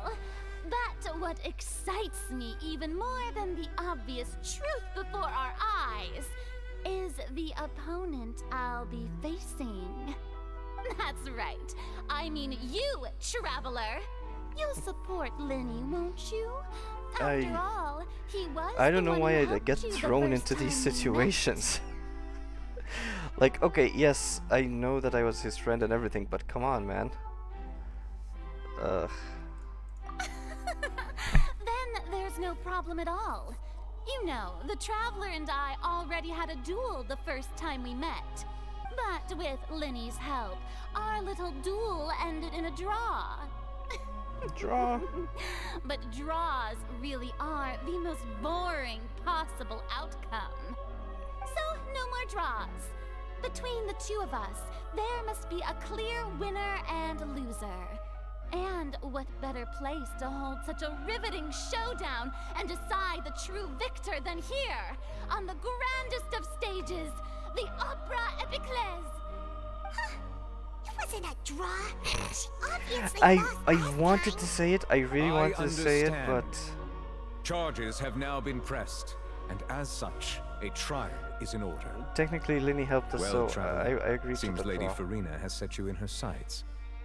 But putting her dramatic rhetoric aside for a moment, I would like to ask you... Are you going to Are support you Linny? willing to act as Mr. Linney's attorney and defend him in this case? Very well. The trial will be held a day from now in the Opera House.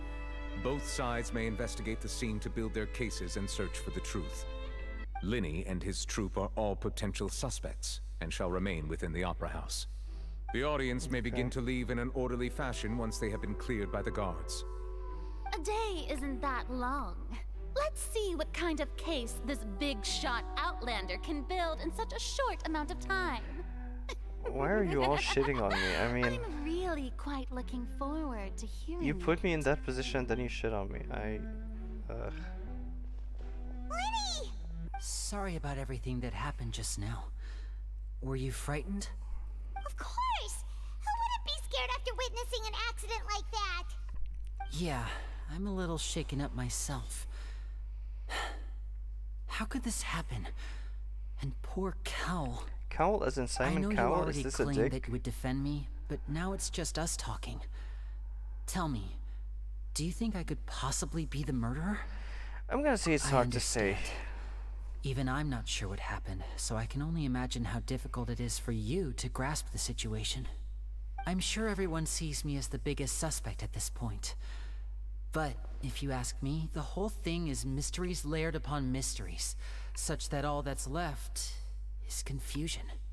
I don't know whether what happened there on the stage was purely an accident or not, and I don't know why poor Cal was in the box.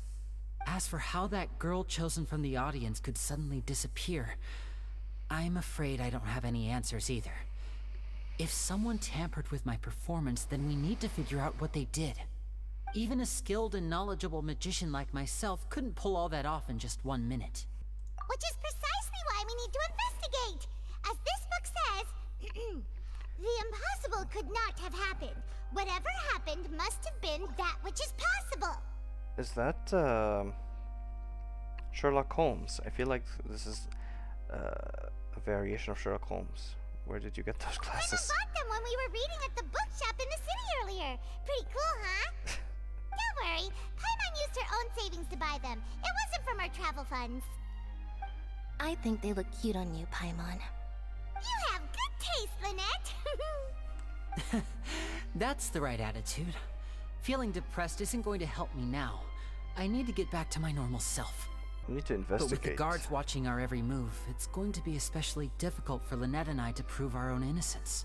Good thing you agreed to be our attorneys. Thanks for that. We'll be counting on you. Yes, thank you so much. Yeah, just leave it to us. You really gonna stick with this? Since we're Look? going to start investigating, Paimon has a question first. Where did Lynette go during the performance? Ah, well, I'm afraid that would involve some of our essential trade secrets as magicians. The secrets behind our magic are past saving, Linny. Yeah.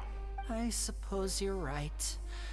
The truth behind our tricks is going to be important evidence that will be weighted during the trial. 'Tis truly a pity. As a magician, our magic show is a work of art. We've poured countless hours and spared no effort in perfecting it. But if revealing our secrets will help you uncover the truth behind what happened, then it will be well worth it. Are we should gonna- go somewhere else if we're going to discuss our magic tricks.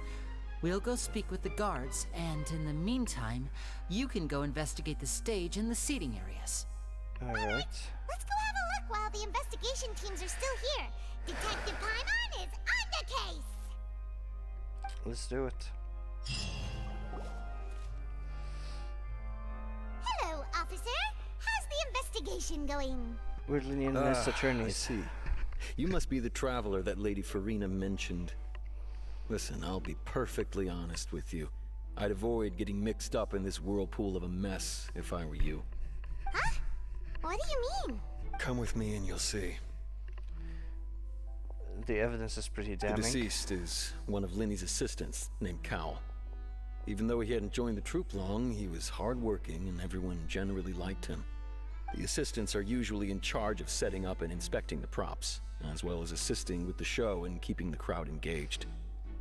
As you probably saw when you were in the audience, the water tank suddenly fell and smashed the box with Cowl inside it. This is the real mystery. We've already searched the scene and were unable to find any traces of the girl. Is that a body? However, Is if you chalk look carefully, outline? the box was positioned directly under the water tank. The ropes holding the tank were then burned by the pyrotechnics on stage, causing them to snap. All these Okay. factors lining up so perfectly makes it hard to see this as a mere accident. If anything, the more logical explanation is that the whole incident was intentionally planned, and Linny is the most likely person to have access to all these areas. But he doesn't have a motive. Are you both good friends of his? Well, you can't say we're good friends, but we've known each other for a little while. Like 24 hours. So in just a short time, he was not only able to win your trust, but even convince you to act as his attorneys. I know there's no such thing as magic. The real trick of a magician is holding the audience in the palm of their hand. I've seen a lot of cases, and I can tell you that people are the least reliable kind of evidence. Sorry, I tend to be pretty straightforward. Just know that I'm warning you for your own good. I am against the Anyway, you traveler may investigate the scene of the every crime step of the yourselves if way. you're curious. Who knows, maybe you'll be able to come up with some new evidence. Yeah. Case structure to confirm your current evidence and blah blah blah. You can check as it uncovers. Okay. Use the perception skill evidence clues that can be investigated to certain. Okay. The deceased identity. Okay. I find myself siding with the cops and the Archon all the way. Like, yeah, Linny probably not the one who did it, but man, none of the arguments for that make sense, and the evidence is pretty damning. This chalk outline, it took me a while to figure out why it looks like that. It just, oh, okay, I can't. The suspect was facing this way. This is the hand. This is the arm that appeared in the cutscene. Yeah, okay, so he kind of like died lying forward. Anyway, I don't know who that is, but I already love her. Huh? And I love the music. You mean us? That's right. If I'm not mistaken, you're also among those who wish to cut down the thorns and pursue the truth. No? And by the looks of it, you're not from Fontaine. Well, you're right on the more about that one, but who are you? Freaking glasses. Have you never heard of the Spina di Rosula? From mediating disputes and providing protection to solving She's a lawyer. conundrums, you name it, Spina di Rosula does it. And I, Navia, have the honor of being its renowned president. Oh, okay. Though those who play by our rules call me boss. I'm Silver, her attendant. Pleased to meet you. And Hello, I'm Silver. Melus. Demoiselle's various daily needs and affairs are under my purview. Melus, welcome. Boss? Demoiselle? What gives with the names? Well, I am the second generation president. Malus and the others are still used to my previous title. My apologies, Demoiselle. Should you Demoiselle. prefer, boss, I will endeavor to use that instead. No, no need. You don't have to call me boss. Just Navia is fine. He's gonna refuse. If you say so. Not that we're members of Spina di Rosula anyway. I thought that was her name, Spina di Rosula. All merely trifling details. Never mind. Now, back to the situation at hand. So you want to investigate that as well? I've always kept an eye on the serial disappearance cases. My interest stems from a matter back from my father's time. Judging from the look of things, I find Linny an unlikely mastermind. Really? That's We think obvious. so too. That's why we're looking for clues now. But how did you come to that conclusion? Intuition, naturally. My unparalleled intuition. Once again, just a stupid ass reason. I mean, yeah, definitely follow your gut or whatever, but like evidence. Someone Marina bring sure forth was any quick kind to of point the evidence. finger at Linny without any decisive evidence whatsoever, wasn't she? Evidence. But that's not uncommon for her. If you remember, the justice had to interrupt her and ask if she was pressing charges just to keep her from getting carried away. Anyway, a trial begins the moment someone levels charges. And, of course, there was no way Farina was going to back down in that situation.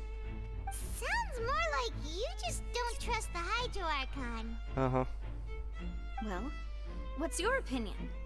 I must admit that she can be interesting at times, but liking her doesn't mean that I'll blindly agree with her. Good point. This person has a geo vision. I was kept looking at her entire outfit to find out what vision she had, and it's like on her left arm. So yeah, it's geo. All right, I've answered your question. Now, it's time you answer mine. Wait a minute. Did that answer count? Well, I say it does. But don't worry, you won't hear any pointless questions from me. In your opinion, do you think it's right to treat a trial like it's an opera? Good question. Well? And why would that Not be? always. Doing so makes it easy for the truth to fall by the wayside. Sometimes serious, like a trial. Something serious like a trial shouldn't be treated like entertainment. Sure. See, Silver and Malus? I told you they'd be different. I think she would have said that Most regardless astute of my of you, answer. Demoiselle. I too think that the traveler's response was most excellent. Thank you, No Alfred. matter how wonderful the script or how fervent the audience's expectations may be, the trials that go on stage here must be based in fact. And if that can be done, boss, then... All right, that's quite enough, Malus. Anyway, I like your answer. You pass with flying colors. Now, I need to make some preparations, following which our joint investigation shall commence. You two shall be my assistants. Wait! Since when did we become assistants? Oh, be the assistant. Sure. Or your companion, if you like. I'm really not that fussy. That's more like it. I think you're missing the point, Paimon. Seems you've already agreed then. Far be it from me to brag, but I believe that Demoiselle's intuition will be instrumental in uncovering the truth. You wish to save a friend from false accusations, and we wish to unravel the disappearances. In this sense, our goals are aligned. You have a point. Huh. You're quite the talker, aren't you, mister? And what about you over there? What do you think? You seem like you've got something on your mind. I have nothing to add. Oh, alrighty then. He's like the younger We'll associate be making or some whatever. preparations first. Just be sure to let us know if they start revealing Linny's tricks. Thanks! Is that what she's after? She's after his tricks? Can I talk to her? I have to. Wait, can I sit? Oh no, she's taking the whole thing. Can I sit here? Yeah.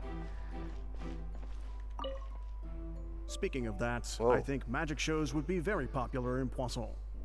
Poisson? I can see that. Maybe I should try to learn some magic. If I could make things disappear, cleaning my room would be a cinch. You need not worry about such things, Demoiselle. That falls under my duties. Thank you, Alfred. Oh. Right.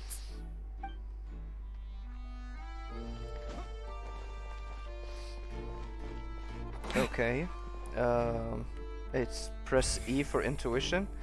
Oh, this is like the Lara Croft survival instinct, but I think the most recent Assassin's Creed. Okay. Wait. Oh, okay. I thought he was holding something in his hand. All right. Sorry, but no one can freely enter or exit the Opera House at the moment. If you wish to leave, you must register your identity with us first. No, we're not leaving. We're representing Linny and Lynette as attorneys, so we're investigating the case. Were you always guarding this entrance? Yes, after the Chief Justice gave the order, everyone coming in or out must undergo a strict inspection. So, the missing girl couldn't have left from here, at least not from that point on. I doubt there was much opportunity then either. How can you be so sure, Well, because I was in charge of security near the entrance at that time. I couldn't see Linny's performance from here, which was quite a shame. Just my luck. But at least you saw But still, the I people. did not abandon my post, and I stayed put no matter how loud the applause was. If someone had so much as even approached the door, I would have noticed it, let alone if they had tried to leave. We Melazines are good at that sort of thing, you know. So, it's safe to say the girl couldn't have left through here. Thank you for your help. This will be useful info. Are they gonna do like a bubble thing where they ask me what's the most important fact I've learned? No? Okay. Do you guys have any information? No. Oh! There was only 2 locations, but now there is like 4 of them. Okay. Linny and Lynette with Molly, member of the guards, spelled differently. We're gonna talk to Molly, I guess. He's still Doesn't talking to matter. the guards. It seems he'll have a lot of explaining to do. I think someone will be assigned to monitor us later, but that's alright. Wait, that's it? Oh, okay. I thought we were gonna get some information.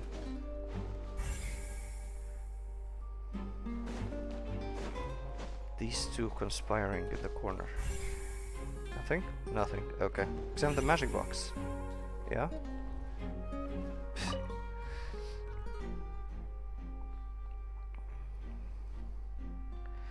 I'm gonna go with like an underground tunnel, like the Prestige.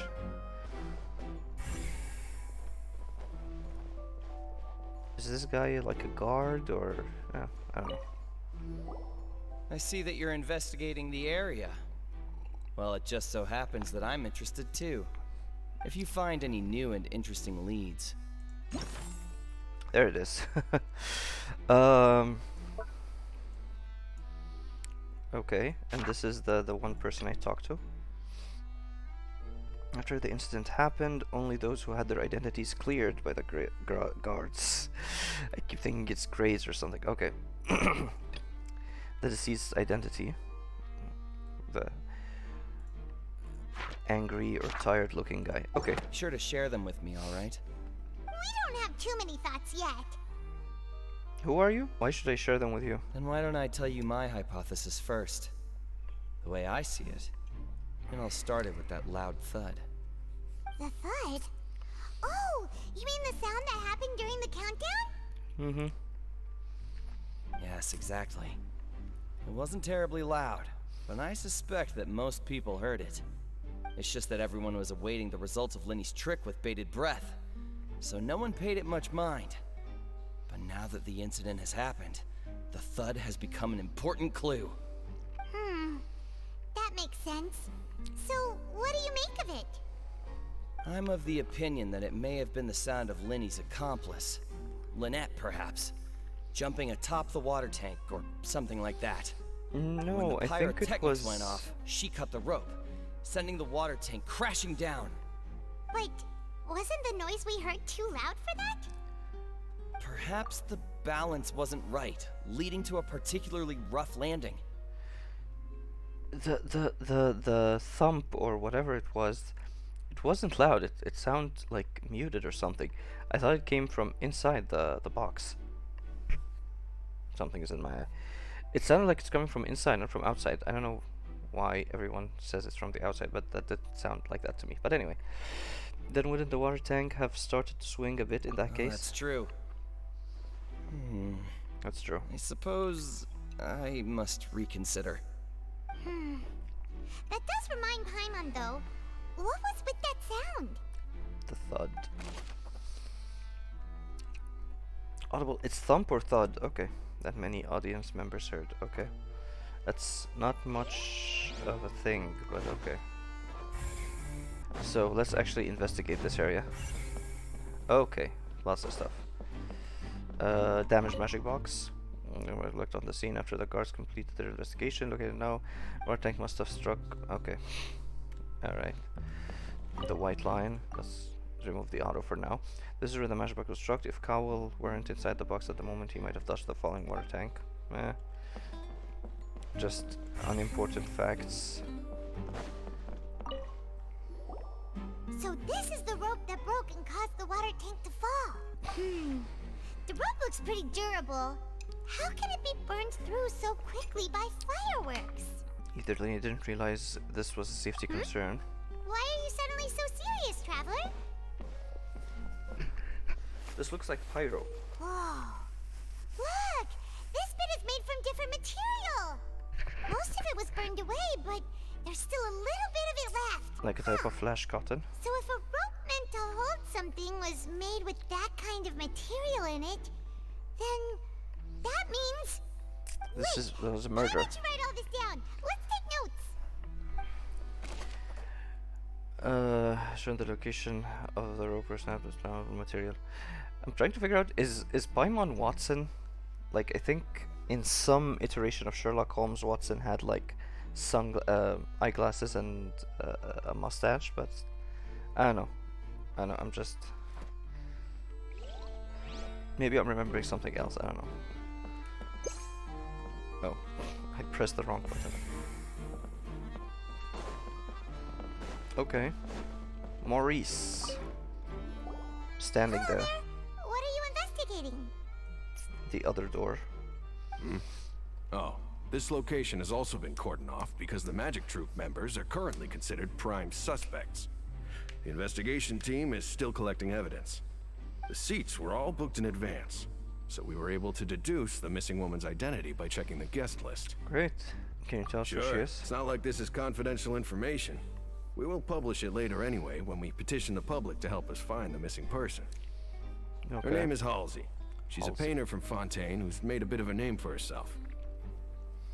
Apparently, she wasn't a regular at the Opera House, but she'd been feeling some pressure with her work lately, which made her decide to come see the magic show.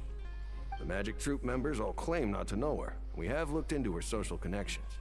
It seems that she has no personal grievances or conflicts of interest with the suspects. Okay. Simply put, she wasn't related to the Magic Troop at all, which matches the features of the previous serial disappearances. Were the victims of previous cases also chosen at random? That's how it seems to us, in any case. Apart from the fact that they were all young women of around the same age range, there really weren't any other connections between them. Okay then. No need to be so formal. If you do happen to see the missing girl, please be sure to contact us. It is of utmost importance that we get to the bottom of these disappearances. Okay. Alright. I'm still missing something. These two guys? Yep. I feel like something else is missing. Okay. The investigation team has some new findings. Oh. Turns out there's an issue with the random number selector after all. Interesting. See, I told you. What if the machine picked some big guy's seat? You think the murderer would have still made his move then? Sorry to interrupt, but we're helping Linny and Lynette with their side of the investigation. What were you saying about the number selector? There's something wrong with it? It's not random. You're trying to help them? That'll be a tall order. Linny used the machine to pick a random member of the audience during his performance, right? The lucky girl that later disappeared. Well, we thought there might be a serious problem with the machine, so we had it taken away for further inspection.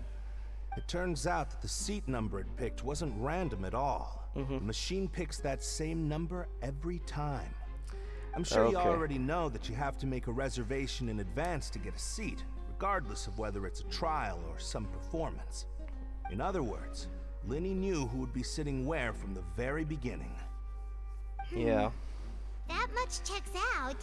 Linny reserved our seats for us too. That you see why I was saying it'd be tough to make a case for Linny.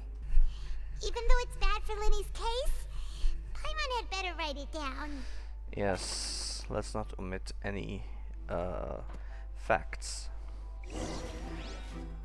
We've checked everything of note here at the performance venue. Paimon wonders how Linny's discussion with the guards is going. Let's go see, shall we? Ooh, things are getting interesting, huh? We're about to see how magic is made. It's always fun when, you know, someone's dead and we're investigating it. Understood. Then I will be going with you. Just so you're aware, I will be monitoring your actions and making notes as necessary. Very good. Thanks for being so agreeable. I'd pull a rose out of my hat as a gift for you if I could. You may spare the pleasantries. I'm just doing my job. You probably could though, right? You've arrived. Who's this? Me? I'm Spina di Rosula's guardian angel. If you've got a problem, I've got the firepower. Wait, are you a lawyer or an arms a dealer? little carried away there. Call me Navia. I'm a partner of theirs, and we'll be helping investigate this whole situation. And these are my companions. Would you mind if they join as well? Fine by me. Oh, new helpers? I would be most grateful. Well, let's just say we're tagging along. It's not every day you get to see the secrets behind magic performed on such a large scale. I appreciate your kind interest. I want to check something. Come with me. We'll be heading below stage. Okay. I want to check my notes. Is that everything that we can get? Oh no, it's like half of it. And these are the evidence. This is the evidence I collected. 1, 2. Yeah, we're half or even less than half. Okay, fine. Huh? Below stage? Yes, a world of secrets is hidden beneath this magic box. Called it. Prepared specifically for this switcheroo trick. But before I reveal everything, you should have a look first. Notice anything strange here?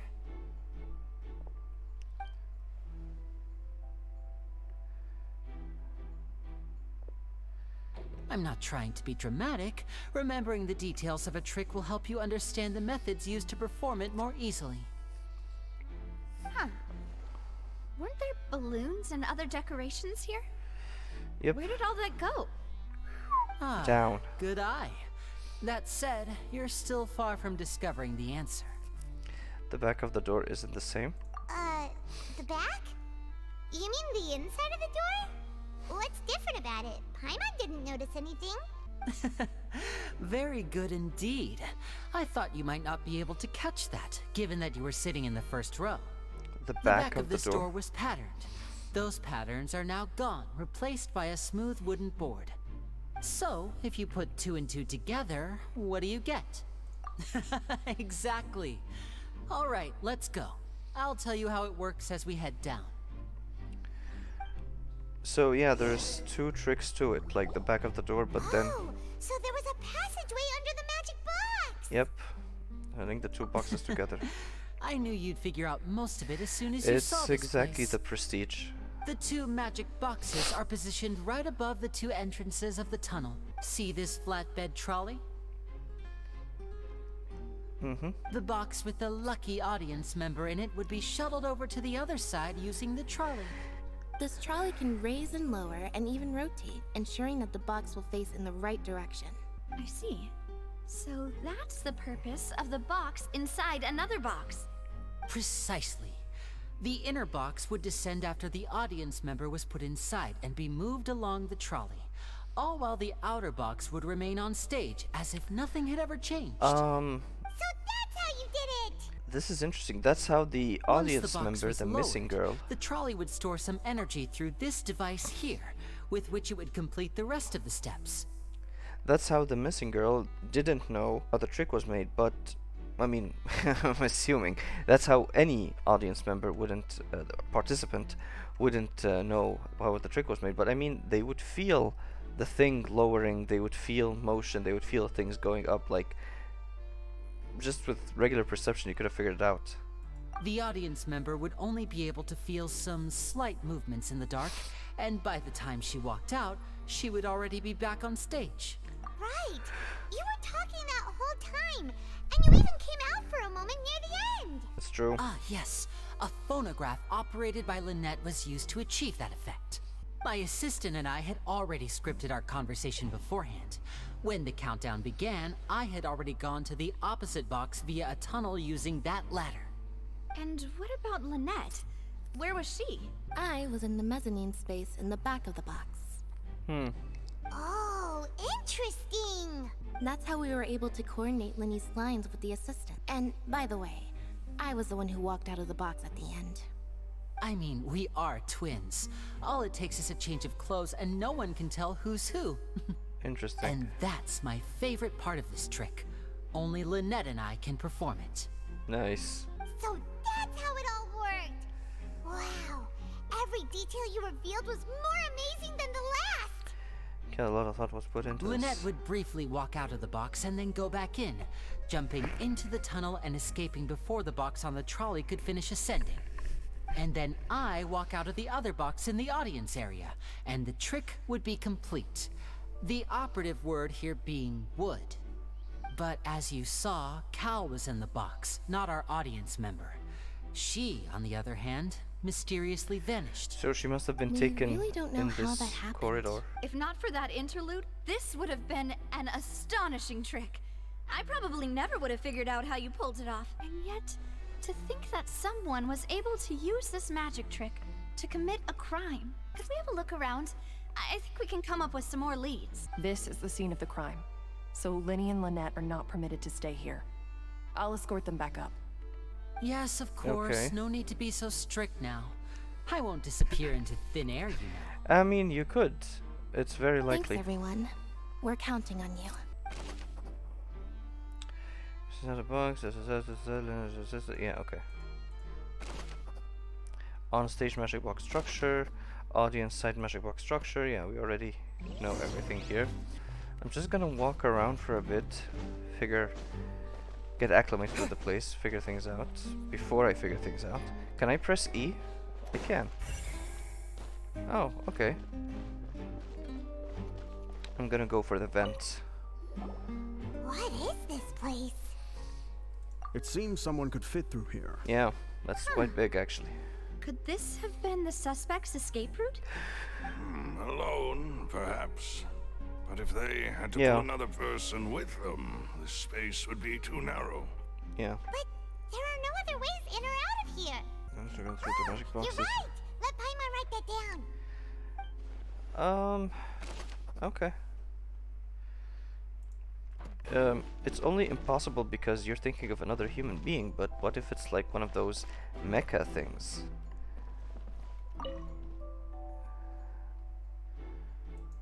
The culprit must have used this to execute their plan. Okay. What else? Random boxes. Oh. All kinds of props and costumes are haphazardly stuffed inside. Okay.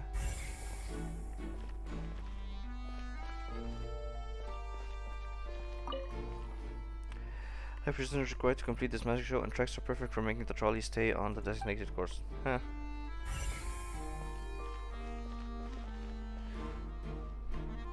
Is that her outfit? That kind of looks like her outfit. I barely remember her, but that looks like her outfit. Oh, these are the clothes that the lady chosen Yes. from the audience was wearing, right? Clothes are here, but she's nowhere to be found.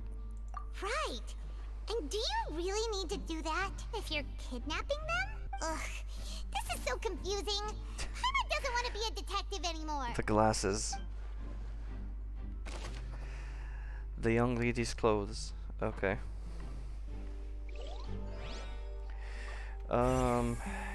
Okay. Investigate vase. The floor is wet. Please be careful not to slip. Thank you, Alfred. Speaking of which, why would there be water here? It was for a trick. Oh, Paimon knows. It's one of those tricks where you pour water into a jug and then flip the jug over only for the water to disappear. Or I don't know, maybe it's for drinking. Here's a broken vase. Huh. Did the trolley knock it down while moving? It's far away. That can't be. The trolley moves along tracks from start to finish. It couldn't have hit the vase at this distance. Let's note this down too and think about it later. Yeah, broken flower vase. I'm actually curious because the vase had fallen like away from the wall. So did someone try to do something here? Is there something I'm missing?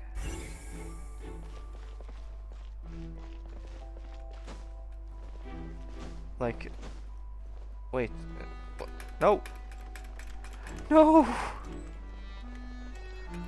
Oh, fudge. What happened there? Okay, investigate, investigate. Okay, I'm gonna go away. It's a hook of some kind. Huh. What's this? Looks like a hook tied to the end of a rope. Huh? There's all kinds of odds and ends here. They didn't mention this earlier. It was a prop for a different trick.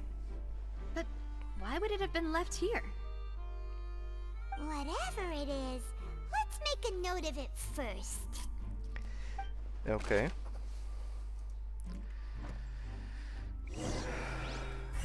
Seems we're just about done investigating down here. Yes. Let's head back up. No. This should be the control device for the trolley. It seems to be able to operate automatically. Okay. So yeah, we're done, I think.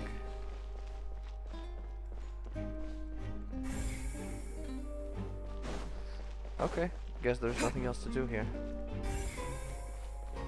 Oh, examine ladder. I just go ahead and return to the magic box above. Okay. Well, we've ascertained the state of the crime scene. Let's find a place to sort out our findings once Malus returns. Seems to me that there are several things that don't add up here. Apologies for the wait, demoiselle. So, what did the guards say? Did the criminal escape through the vent? They believe the odds of that are very low, since the vent leads to the Opera House's basement. Okay. The guards have checked the area carefully. No one left through the basement during the performance or after the incident, and no one was found hiding. Did they actually go into the vents? So the tunnels become like a secret chamber then. You know, like the kind you usually see in novels. It would seem so. The plot thickens. Halsey's disappearance and Cowell's death are both quite inexplicable. No wonder Farina was so confident in her accusation. All the current evidence points toward Linny and Lynette. In other words, the charges are very likely to be upheld unless we make some considerable progress. Charges and then trial. So if the charges are upheld, they'll announce a sentence? I suppose. I want to check. There's still... Oh. Wait, did I miss something? I'm supposed to find 2 things in the tunnel that I haven't investigated yet? What is this? Like, we found evidence, we didn't... Okay, this is weird. That's right. This is how a trial goes in the Opera House. During the proceedings, the Chief Justice and the Oratrice will hear statements from both sides. That's right. This is how indemnitium is produced. The statements from both sides, the defenses from attorneys, witness testimonies, and even the audience's emotions will all be projected on the Oratrice. The audience's emotions. Put simply, it's as if the Oratrice has its own will, and is a judge in its own right. Yeah, This also precludes any kind of favoritism on the part of the Chief Justice. Not that this has ever happened anyway. I mean, what runs the Oratrice? Like, I'm sure it has some sort of, I don't know, opinion, leanings. Once both sides have finished speaking, the Chief Justice will make his final decision. This, too, will be used by the Oratrice as a reference. Okay. Then, finally, the Oratrice will be consulted by officials. The result it returns is the will of justice itself. Huh? So that machine is the one that actually decides? I thought Neuvillette called the shots. Neuvillette. In practice, there is very little difference. Both have always come to the same judgment, which is why people have great faith in the Chief Justice. Okay. Ah, yes, the guards also asked me to convey that none of us will be allowed to leave this place before the trial. Huh? Why? Because we've chosen to act as the twins' proxies. That makes us persons related to the I case. see. Just like us, I suppose. They're concerned that we might be colluding with outside parties, or that we might find outside help to disrupt the case. I mean, I still Even don't if that know. were not so, it could prove problematic if we happen to spread key information about the case ahead of time. I don't know if you're a lawyer or an arms I'm dealer, ready to so break out at any time. break out. Oh, okay. Whoa, whoa! There's no need for that! Paimon thinks they have a point! That said, are they providing food? Of course. I just hope you don't mind the lack of options. I'm afraid that catering to all tastes is not in the cards, nor is any guarantee of balanced nutrition. Now's the In time that to be case, picky. let's just sort out our findings together here. Pity. I was hoping to take you to try some of Fontaine's famous desserts, too. We can mean, go what better way to afterwards. properly think through our findings than over some tea and sweets? Huh. Breaking out suddenly doesn't seem like such a bad idea after all. Just kidding! Just kidding! Paimon will still do her best, even if there are no snacks. Hmm? What do you mean, no snacks? Of course we'll have snacks. If we cannot buy some, then we'll simply make some. Huh? We'll simply make some. Here? But how? Understood, Demoiselle. Everyone, please come with me. Thank you, Alfred. Didn't I get some sort of device that can allow me to cook things Wait, at any you're location? carrying a portable stove with you? The portable. It was a portable stove. Yes, I must be prepared to meet the Demoiselle's baking needs whenever the fancy strikes her. I have eggs, sugar, and almonds at the ready. Eggs, sugar, and almond. Okay. Good work, you two. Then I'll get to it. Please sit tight for a moment. You'll get to taste my awesome snacks soon enough. These three are quite the interesting group. Must be a Spina di Rosla thing. I'd like to handle the ingredients and pulls fresh macarons out of the oven. And Paimon thought it smelled good while it was still in the oven. Oh, it's even better now. Paimon can't stop drooling. From the way you had these two guys carrying all that stuff around, Paimon thought you'd have them do more during the baking process. But you ended up doing the entire thing by yourself. Beating the egg whites, grinding I was applauding. And I was giving encouraging smiles. Thank you, Alfred. I was just thinking, aren't you worried about getting your fancy dress dirty beating I was egg just whites gonna and say. baking like this? Well, I don't think it's carved in stone anywhere that fancy ladies can only read books, sip tea, ride horses, and play the piano. It's not. I just really enjoy making snacks. It's not the capability. It's about doing so in like the fancy dress. Like change into something more practical. I don't know. Don't underestimate beating egg whites, by the way. It's a real arm workout. You also need to beat them to just the right consistency, or your macarons will crack. Macarons. Anyway, give these a try. Fresh out of the oven. There's 3 for each of us. Only 3? Well, eating too many sweet treats might send all that sugar to your head. These are quite big, You though. wouldn't be able to think clearly about the case on a sugar rush, would you? Tea is ready to be served as well.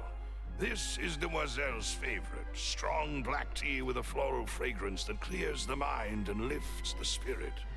I'm drinking a strong black tea, and it's flavored too. Thank you, Alfred. No need for concern. I'm merely doing as I should.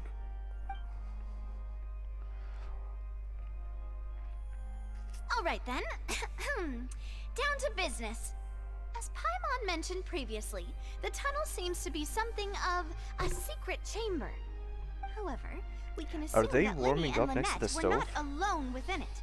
Some criminal also occupied its sealed confines. The magician twins could have committed the crimes, of course, but they lack any logical motive. That's true. Exactly! Why would they do such a thing right when everyone was watching? So apart from the twins, we're left with the 2 other people, the missing girl and the deceased. The flower vase and the thud we heard during the performance could indicate some altercation between Halsey and the criminal in the tunnel, True. resulting in the shattering of the vase, the discarding of her clothes, and her abduction. Perhaps the criminal thought that since she was chosen from the crowd, she would be too easy to identify if she was still wearing the same clothes. Interesting. Thinks that makes sense, but the real trouble is...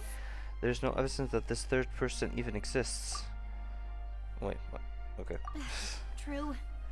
None of the clues we found thus far support the existence of this 3rd person. But the only people left to consider are both technically victims. Whether it's the missing girl, Halsey, or poor Cowl. Could Halsey have secretly made modifications to the magic props in order to murder Cowl before making her escape? Interesting. So it's the other way around? That's a little difficult though. That's hard to like justify or make sense of. But I just want to point out something right now before it might have gotten said. There was an assistant on the stage outside of the box that just ran away before anything had fell. He didn't look up, so he knew something was happening. He was just there to make sure that the plan went as expected. But there was another assistant on stage, and it wasn't Cowl. Cowl was inside the box, the other assistant was outside the box, and he ran away. I'm just putting it out there in case later on it's like, oh, it was the other guy that no one is talking about, by the way. But yeah, let's see. And knowing how the magic trick worked. That's right. And even if she had tampered with the setup, she would need to understand the entire trick to pull it off. Nor does she have any motive. The guard said that she has never had any dealings with the magic troop's members. True. Were we not thorough enough in our search? From the sound of things, this is turning into an impossible case. Your macarons are amazing though, Navia. They smell great! They're nice and crisp and super sweet! They are my specialty after all. And I see you've already had 5 of them. What? 5? Oh, that can't be right. Paimon only counted 3, honest! Did you eat 2 of mine? Please don't worry about it. At my age, a few less sweets might actually be a good thing. You ate Alfred's thing. Being greedy is one thing, but Paimon knows how to count. Besides, Paimon knows that if she ate too many, then others wouldn't have enough. It's fine. If you ate them, you ate them. Even you don't believe Paimon? How could you? If Paimon ate those 2 extra macarons, Alright, we get it. Well, I suppose one of us might have gotten too engrossed in our chat and eaten them by mistake. No big deal. Lelouch, Okay. set up the stove again if you would. Huh? What are you doing? She's Making more. sure everyone gets 3 macarons, of course. Exactly. We don't want to trouble you. As you wish, demoiselle. Wait. And I have the egg, sugar, and almonds. It's ridiculous. Well, this really is your hobby, huh?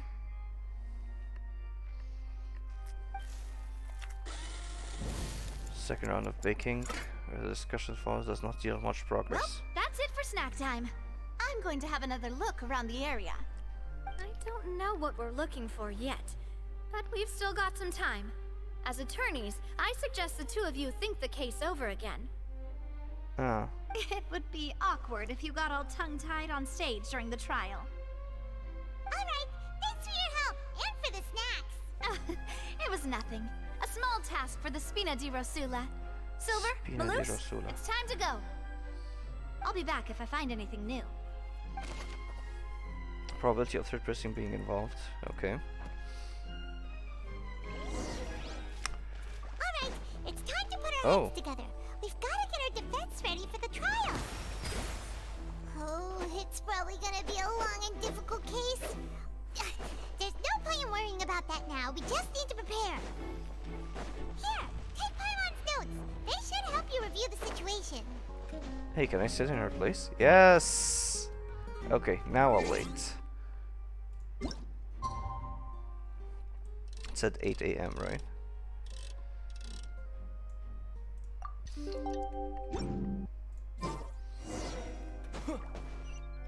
Participate in the trial. We haven't really found anything. So, what's happening? Is Linny going to die? Like... What do we do? The whole situation is so confusing. Let's keep things step by step. Impossible things don't just happen. We'll get to the truth one way or another. Just relax. Even if everyone else suspects Lenny and Lynette, at least we will be supporting them from the stands. Thank you. Until Besides, I doubt their Farina death. understands any more about what happened than we do. That's true. Navia. Well, we'll be going then. Best of luck to you. The notes.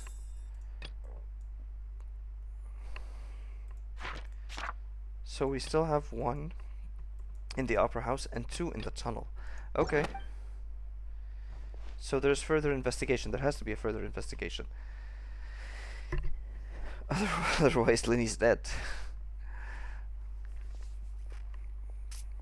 Ah, finally, you're back. Well, how did your investigation go? Not good. To be honest, you might be disappointed. No. We're already very grateful that you were willing to help. Well now, don't you all look disappointed.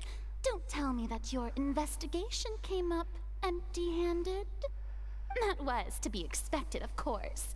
The guilty can never produce proof of their innocence. That's not how it works, Don't but let okay. that stop you. I shall be terribly disappointed should you, my most anticipated foe, concede so easily.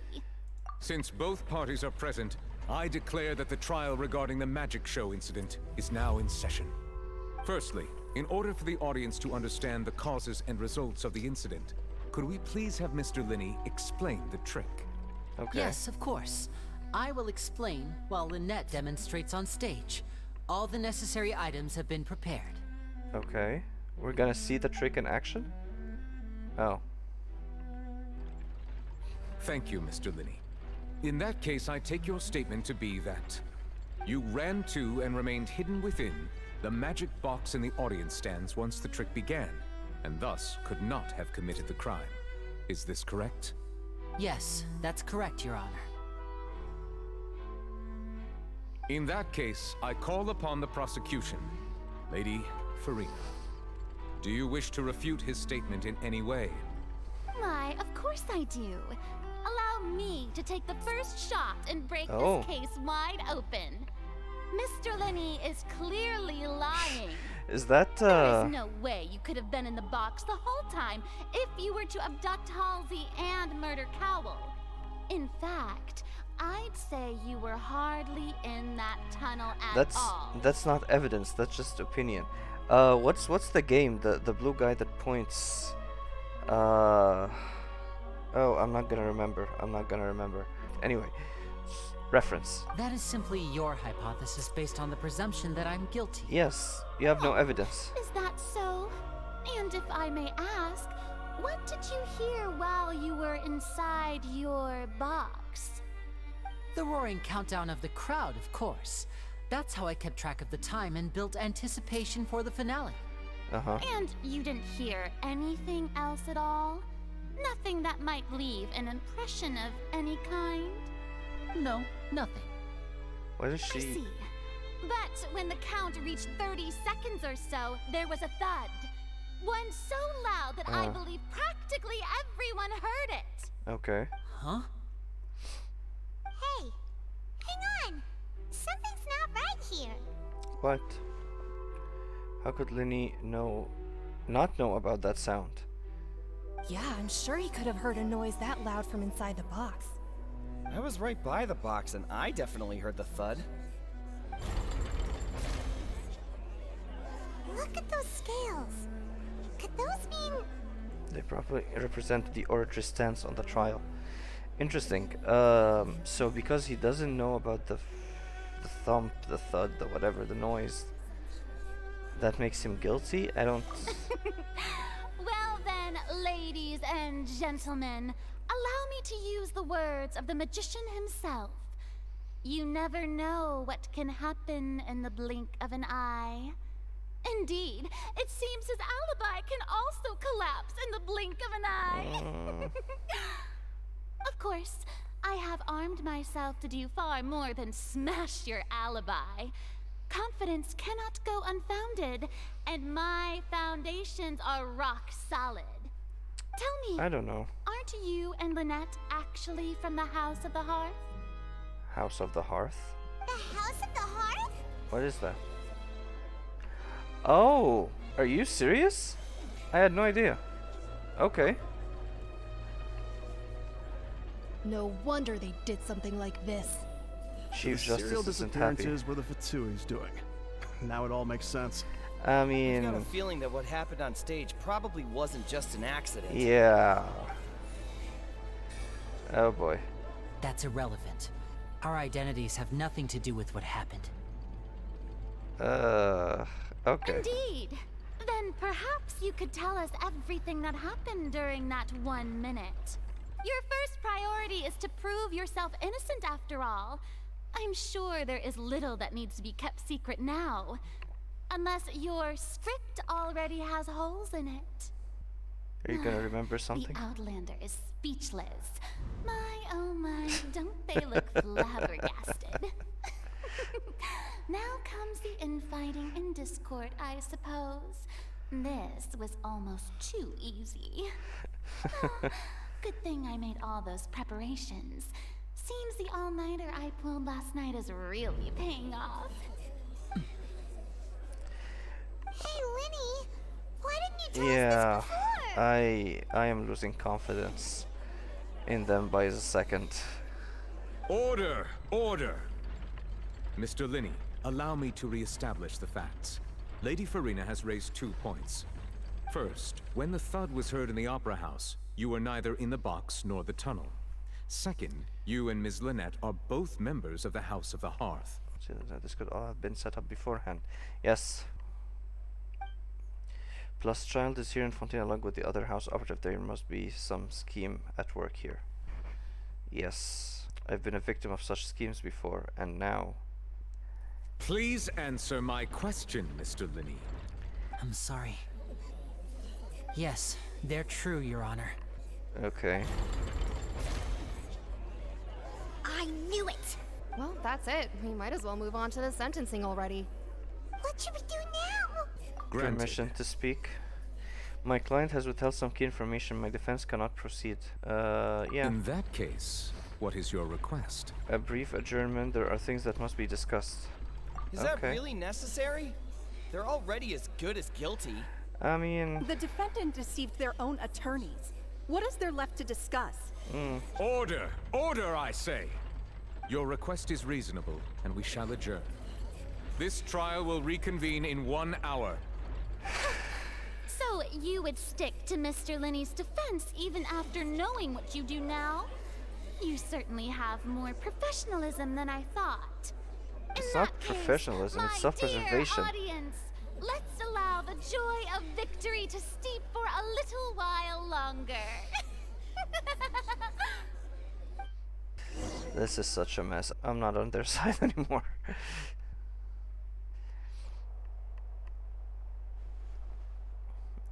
Explain. Well, this is awkward. I didn't think the Hydro Archon would dig all that up. I'm sorry, Traveler and Paimon. Yeah, sorry. Paimon doesn't know where to start. We trusted you two. We based our entire reasoning on the assumption that you weren't bad guys. Not to set the wrong tone or anything, but Paimon's really mad. I'm very sorry. I know you're angry, and reasonably so, but please, let me explain. I know you've clashed with the Vatui several times before. I wouldn't be surprised if just hearing the word is enough to make you upset. Yeah. But our organization is very, very large, and the Harbingers have very different personalities and goals. Right now, we want to save people. As many as we can. That's right. I'm sure we're on the same page when it comes to this nation and the disaster that its people might face. Okay. I knew if it weren't for our respective identities, we could become good friends. What's that got to do with anything? That's why I didn't wish to flat out lie to you, but chose to hide some details instead. The truth is very important, but being completely transparent about everything would see us spending more effort than we need to. This isn't all just another lie. Right. So, you be the judge. Heck, if I were you, I fear that I'd even struggle to trust me at this point. You met a Fatus who works as a magician, a trickster by trade. All by coincidence, too. But still, I don't know. I'm asking you to trust me. I am no criminal. Not in this case. At least, not in this case. Oh my god. Sorry. Please forgive us. Well, you both say that, but... Ugh, my trust is just plummeting. Like, oh my god. Explain the other issue first. Where did you actually go while the trick was being performed? Right. Let's hear your answer first, and no lies now. Of course. I'll answer any question you ask. We've been trying to find out how the Oratrice operates. We want to know why it has a consciousness. I want to know that why too. Why can it deliver sentences accurately? During our investigations, we learned that the machine's core is beneath it. From that moment on, Lynette and I have been designing this box swap trick with the objective of getting close to the core. I see. Is that why you needed a whole minute? That's right. In truth, the audience would take about 75 seconds to count down from 60, while I would only need 15 to get to the opposite box. Okay. So, after jumping into the tunnel, I accessed the Opera House basement via the vent, and went to investigate the room in which the core is stored. Okay. That air vent was created during the construction of the tunnel specifically to execute this step. The air vent was created during the construction of this tunnel specifically to execute... Oh, I see. And what did you find? Nothing. As soon as I reached that room and was about to investigate, I heard someone's voice. Okay. Which should have been impossible, of course. I was quite certain that I was the only one in the room. That voice seemed to recognize me and tried to speak to me. I chose to err on the side of caution and retreated the way I came. Oh, talking to your near consciousness. On the way back, I saw the broken vase and the clothes on the ground, but the countdown was almost finished, so there wasn't time to give it any thought. After that, the homicide occurred just as you saw. So there are two forces at play here? The Fatui and someone else? Well, that explains why you didn't hear the thud. Why did you want to understand how the Oratrice operates? Because of that prophecy I told you about, of course. We must know all we can about this nation's secrets in order to deal with that prophesized crisis. Okay. That's the only way we can save everyone. So, there you have it. The whole truth. I swear, I didn't hide anything from you this time. It was Okay. never my wish to proceed under this cloud of mistrust either. But like I said earlier, you can be the judge. If you want to leave because you don't trust the Fatui, there's nothing I can do to stop you. Well, Trevor, you decide. Paimon will follow your lead however you choose. Are you... Oh, you're not giving me a choice. I believe in the facts. I will defend you from these I believe that judgment will be dispensed as it should. I don't care for them. I honestly do not care for these people anymore. Not even as playable characters. I believe that judgment will be dispensed as it should. Okay, thank you. Thanks for giving us a chance. I mean, it wasn't much of a choice, but Problem yeah. is that the scales are tipped pretty badly against you two. If we want to refute the Hydro Archon's accusations, we're gonna need a seriously watertight defense. You already have the evidence we need? Huh? The adjournment almost over. Let's go back. It took an hour to explain all of She this. gets what you mean? Had to check entering the tunnel, not witness the crime taking place. That's true, but isn't that like a more serious crime? Is there anything I can investigate here? Can I sit? Cool. I mean, there's no reason for me to not be able to sit, but it's just a random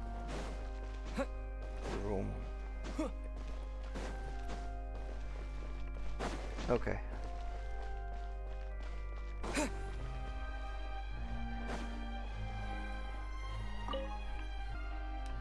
The brief adjournment ends, and the nail-biting trial reconvenes. Both parties have returned to their positions. Let us continue the trial. When last we left off, Mr. Linney acknowledged the new evidence presented by Lady Farina as fact. Therefore, Lady Farina may continue stating her reconstruction of the events. Okay. Ugh, that took long enough. Now then, if everyone would lend me their attention. Lend me At your this ears stage, and let's fangs. revisit that scene from Linny's perspective. Okay. Based on the opposition's account of events, you can identify loopholes in their statement. Okay. Use evidence and clues obtained during the investigation to refute any erroneous assertions of the fact and replace them with new inferences. Okay. Use your refutations to convince the audience and obtain more support from the people. The artist will display such shifts clearly. When you find and refute all incorrect content, you can complete the cycle of refutation and unveil the truth. Okay. As the countdown began, he entered the tunnel. When the flatbed trolley passed, he opened the box and got into an altercation with Halsey, which caused the loud thud. He did not realize that the sound could be heard by everyone in the opera house, which is why he claimed earlier that he could not hear the sound. Okay. Finally, he used the vase to knock her out, before making her change clothes to prevent others from recognizing her. At this time, Cowell arrived in the tunnel, having heard that strange noise, and caught Linny red-handed. I love that. So Linny proceeded to knock him out too before stuffing him into that box. Afterward, Linny passed the unconscious Halsey to his accomplice through the magic box in the audience stands, before operating the devices such that Cowell's death would be ruled an accident. And there you have it. That's the truth behind what happened. Does the defendant's side have any objections to Lady Farina's description of the events? The key to refuting Lady Farina is the order of events, what Linny experienced, and what he saw.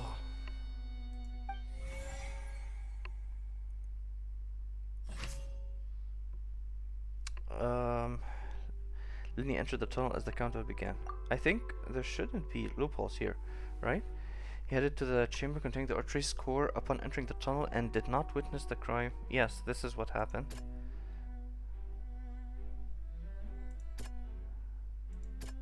None of this matters, right? Seems this won't produce a particularly effective rebuttal. Taking place and thus did not hear the thud. No. Okay.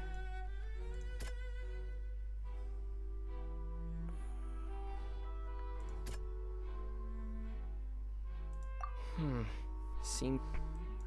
Well, what is it? These things no longer make sense. Okay, I guess this one. Seriously? Wait. There was an option not to refute? Okay, fine. Lenny attack identify loops. Okay. Lenny claims that he headed to the chamber containing the orchestra. Okay.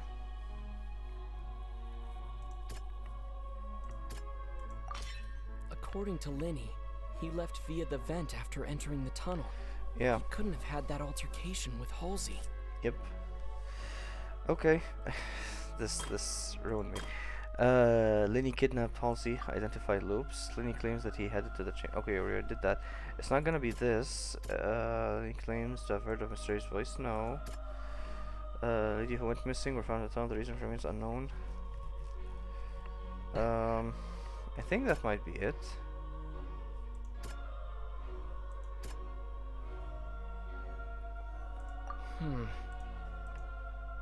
Okay. Seriously? Okay. I'm Lenny not. went to the room that contains the Oratrice's core. This is the actual truth. So I'm not trying to just counter the claims. I'm just trying to build my own story. Okay. So let's just.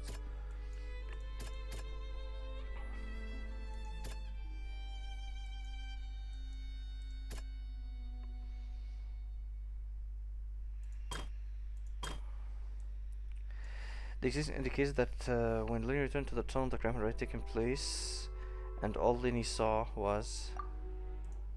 Okay, so it's not this. Maybe this? Yep. Lenny did not take part in the underground altercation. He only witnessed traces of the aftermath. Yep. Attention! Ace Detective Paimon has something to say! Okay. Why is there no auto in When this the countdown thing? started, Lenny did indeed go into the tunnel. But he immediately used a vent to access the Opera House basement, which is where the underground core of the Oratrice is stored. Once he reached that area, he heard a voice in what should have been an empty room. Since he felt something was amiss, he returned immediately. The crime scene had already developed by the time he reached the tunnel again, and in order to complete the magic trick, he did not remain there for any length of time. Finally, he reached the surface, and that was when the accident happened from his point of view. Therefore, he's innocent! And guilty of the crime of trying to like sneak into the Oratrice. Yeah, at best it's equal. Makes sense. Paimon did it! Paimon actually managed to say all that! Wasn't it awesome? In other words, you believe that he knew nothing of the incident? Yep. That's right! Moreover, I believe my opposition's reasoning is flawed. My reasoning? The onstage equipment was clearly tampered with in a predetermined fashion. However, you say that Cowell bumped into Lenny by chance. If that's the case, then if Cowell hadn't entered the tunnel, who was the entire setup meant to kill? Assuming that what you say is true, Oh, that's interesting. Lenny only needed to kidnap the young girl to cause a new disappearance case. What would the point of killing someone on stage be? Oh, they have a point. Yeah, that's a good That's point. right, you tell him! And that's why they're partners of mine. They've managed to turn things around. Oh, well, your denial is very strident. I'll give you that. But what proof do you have to back your claims? Do you happen to remember how you refuted Lenny's alibi initially? Of course I do. If he had been in the magic box the whole time, how could he have not heard that sound? Why do you ask? You're saying that he wasn't? Your claim has now become my weapon. Your claim has also become a critical clue. Choose the most reasonable. Okay. Oh, you're telling me that it's irrelevant.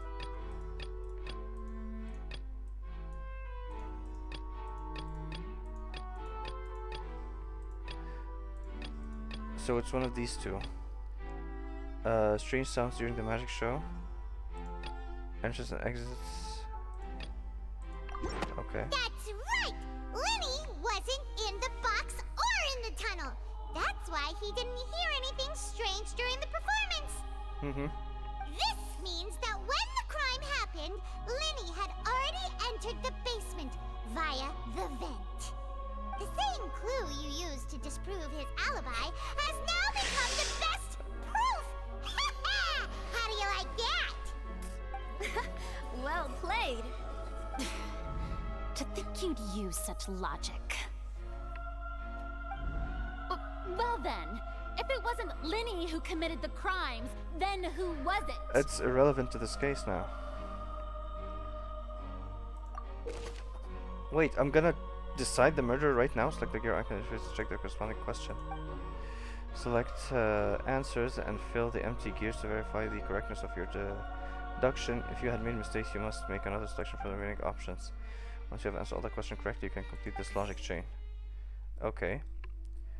The guard's investigation report indicates that the fireworks released near the end of the show ignited and burst through the rope suspending the water tank above the stage. This caused the water tank to fall and kill Cowell in the box below.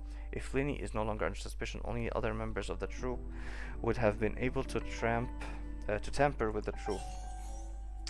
Lenny gave a detailed account how the trick was supposed to work. By using a box inside a box, the idea was for the box containing the audience member to be transported across via the tunnel underneath, and Lenny himself would also use this tunnel to get to the other side. Having changed her outfit, Lynette and her assistant would take charge of onstage interactions. The clothes belonging to Halsey, the lady who went missing, were found in the tunnel. The reason for this remains unknown.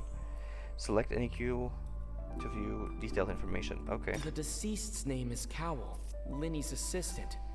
He would have been able to tamper with the equipment. That's true. Halsey is the missing person and an ordinary audience member. Or did she have her own scheme all along? You know, I wasn't behind this idea, but like maybe she has something to do with it. Could there have been a third person involved? Is that really a possibility? What if Halsey fought with Cowell, she pushed him onto the moving trolley, probably killed him already, and the rest of it was just a freak accident? I don't know. But he was probably already dead. I don't know. Just a thought. The deceased's name is Cowell. Okay, select clue.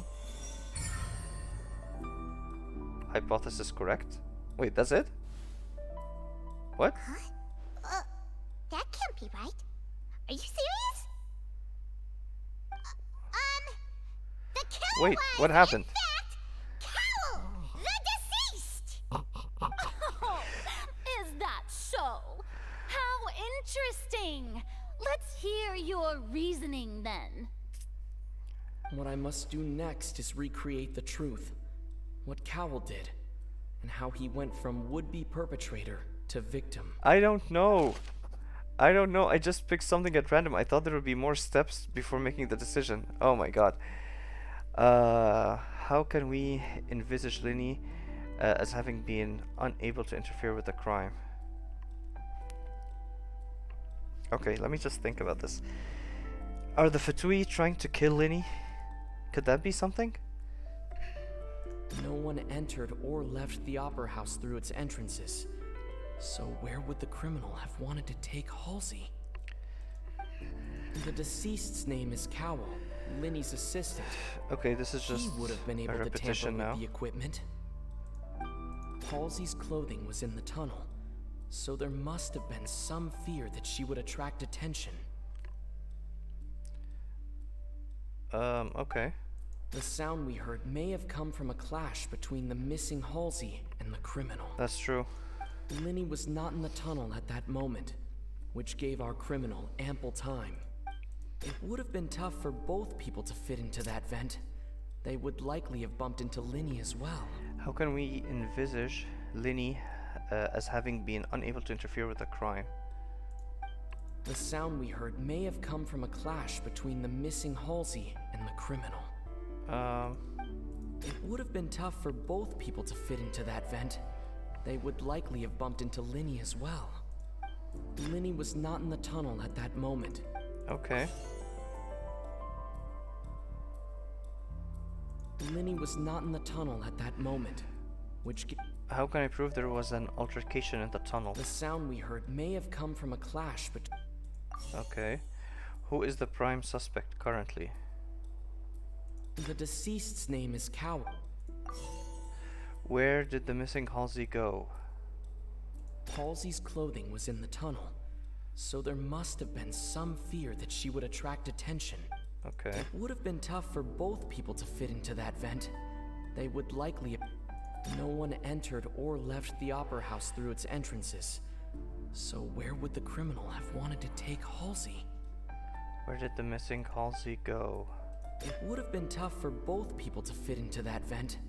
They would likely have bumped into Linny as well. This kind of answers where she didn't go, right? I don't know. Oh, it's only that last one. Okay. Halsey's clothing was in the tunnel, so there must have been some fear that she would attract attention. Again, it's more explaining where she didn't go. I don't know. Okay, fine. No one entered or left. Yeah. Wait, what?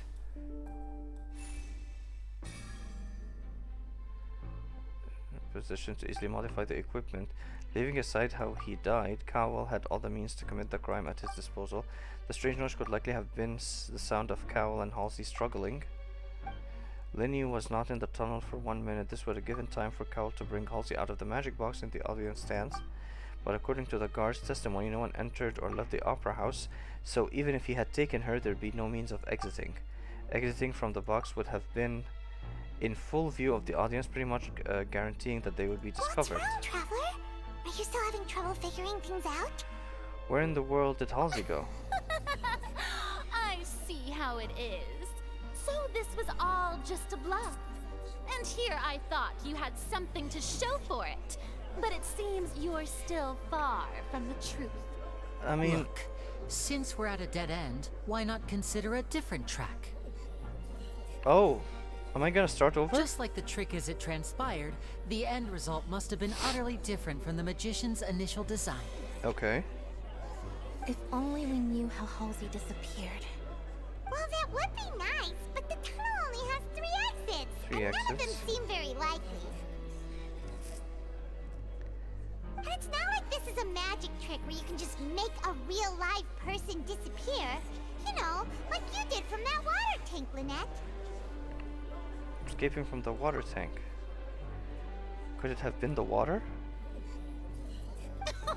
Excuse my interruption, dear opponents, but do you not see that the crowd is growing impatient? There is no greater sin in this opera house than an awkward delay in the performance. Yeah. If the defense is unable to make further effective arguments, we will move on to the next stage of the trial. Hold on a second. Linny was not in the tunnel at that moment, which gave our criminal ample time. The sound we heard may have come from a clash between the missing Halsey and the criminal. The deceased's name is Cowell, Linny's assistant. He would have been able to tamper with the equipment. Yes. Oh, interesting. So the water somehow helps with the magic trick of disappearing. So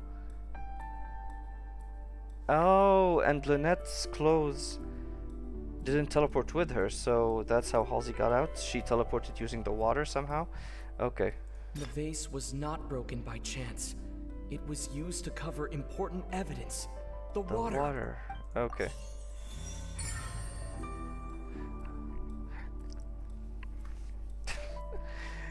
Oh, yeah, okay. Paimon gets it!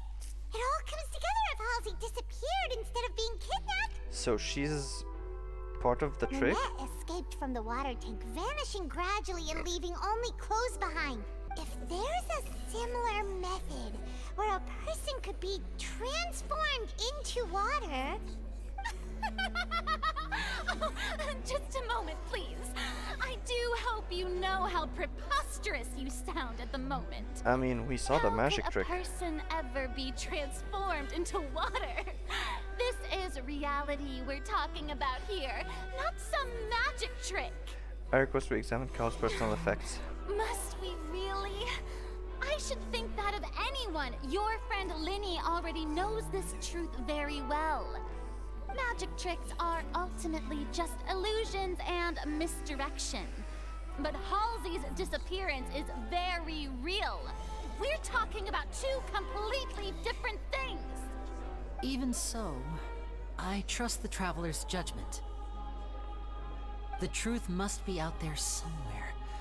Perhaps some new line of reasoning may open if we try to gather all the focal points that don't make sense. Okay. Since Cal was the deceased, we haven't placed much attention on him. But given that we aren't making much progress with the case, it wouldn't hurt to have a look at his belongings, would it?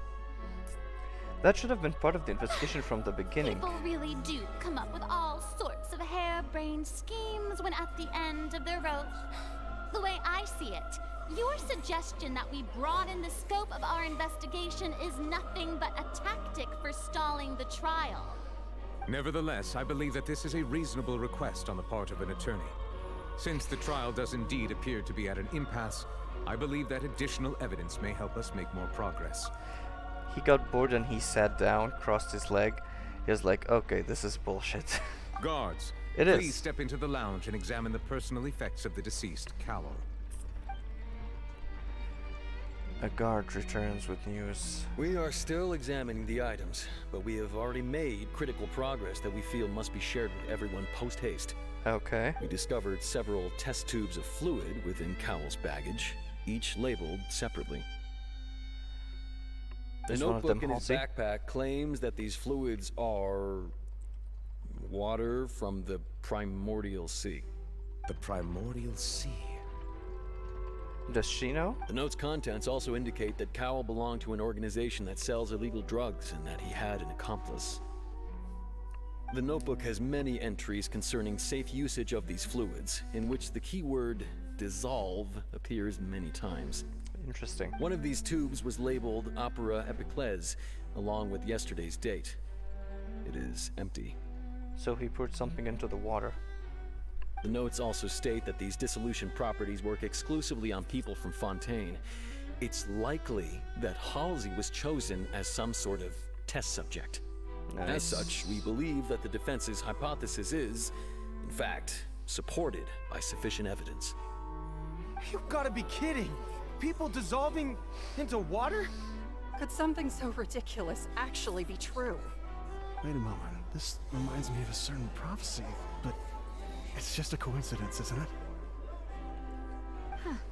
If people can become water, does that mean that the water tank's real use was as a means to hide water stains? And if Cowell was targeting that girl... Wait just a minute. Could that mean... You two, with me, quick! Demoiselle, wait! What about your partners? Let's go. Just trust me. Order! Order! Oh boy.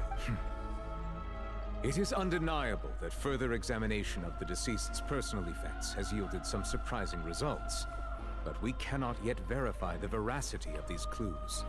Still, let us assume that these clues are indeed authentic, albeit with the understanding that Ms. Halsey has yet to be found. Guards, please continue examining the items along these lines. Mr. Linney, it appears your hypothesis is supported by the evidence. so please continue speaking. You're the Of Fatui course. after all. Thank you, Your Honor.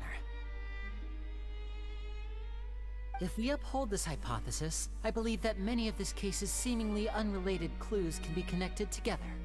Right! Like the metal hook! That one didn't make sense at all. Let's think about this. Cowell's methods must have something to do with that water from the primordial sea. The liquid the guards found in Cowell's luggage seems to have the ability to dissolve Fontainians into water. Okay, who is the prime suspect currently? It's still this the guy. deceased's name is What item did the culprit use to control the timing of the dissolution? Now it seems like the hook rope was not meant for another magic trick, but was instead Okay. What item did the culprit use to dissolve Halsey? The This water thing. from the primordial sea should already have been prepped before Halsey entered the magic box. What item did the culprit use to hide the mechanism behind the crime? It's not the rope, right? Lynette was in the magic box on stage the entire time. Did she have something to do with this? I remember there was something else within the inner layer of that box. What item did the culprit use to hide the mechanism behind the crime? I don't know. I'm gonna go with the rope. The I still... rope that held the water tank up was lit by the fireworks and snapped. As such, the focus here is on the water and not the tank. That's wrong. Yeah, no. I remember there was something else within... Okay. Okay. It's Ace Detective Paimon's time to shine again! In the original plan, Cowell would tamper with the water tank rope and the number selector securing his target. Okay. When the magic box containing Halsey was lowered, the metal hook would retract gradually and pierce the balloon at the top of the box. When the balloon attached to the box popped, the water from the primordial seed inside it would pour down and dissolve Halsey.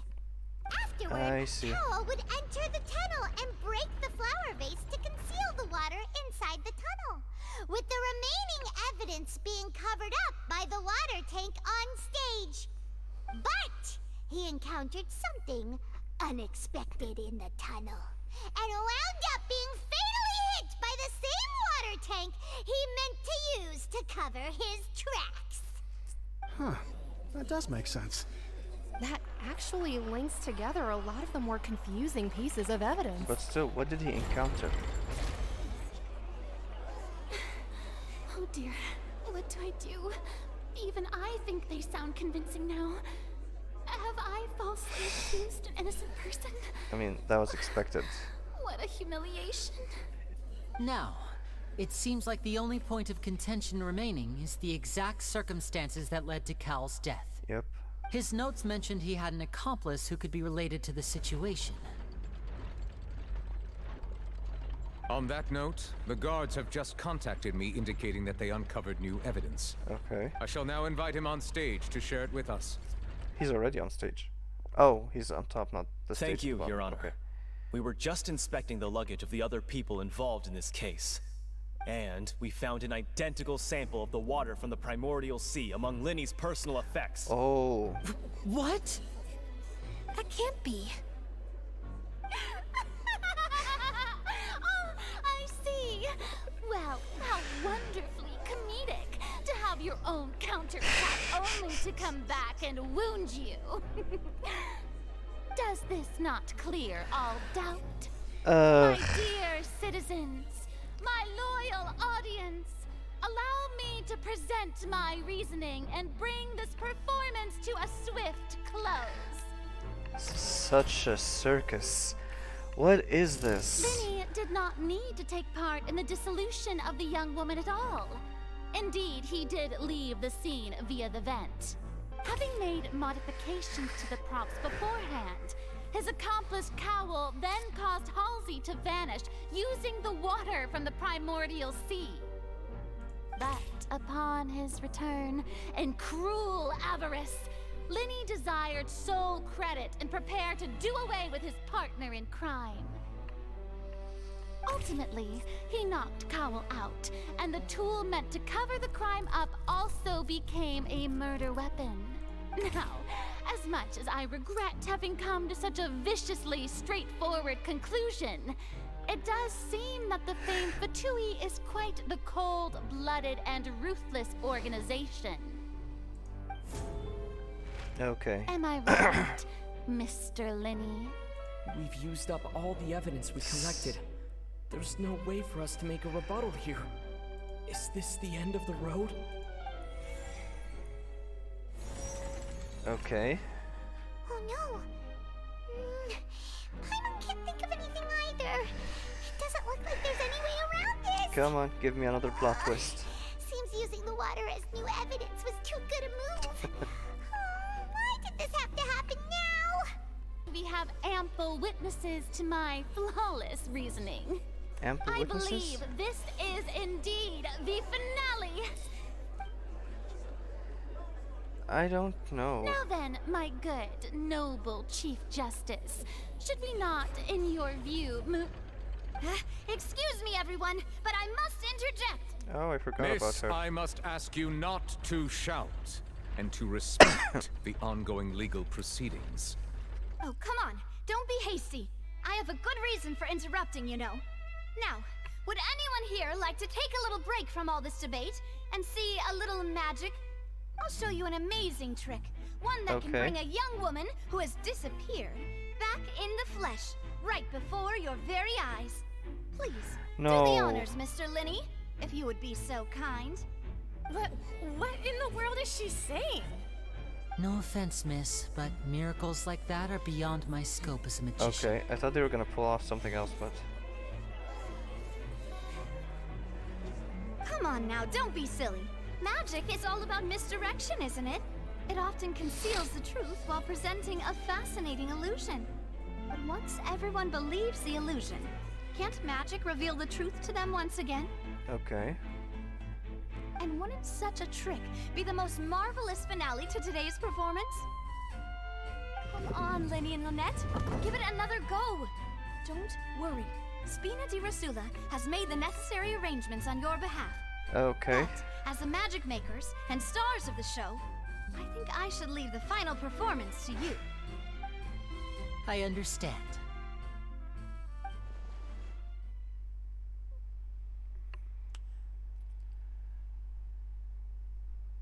Okay.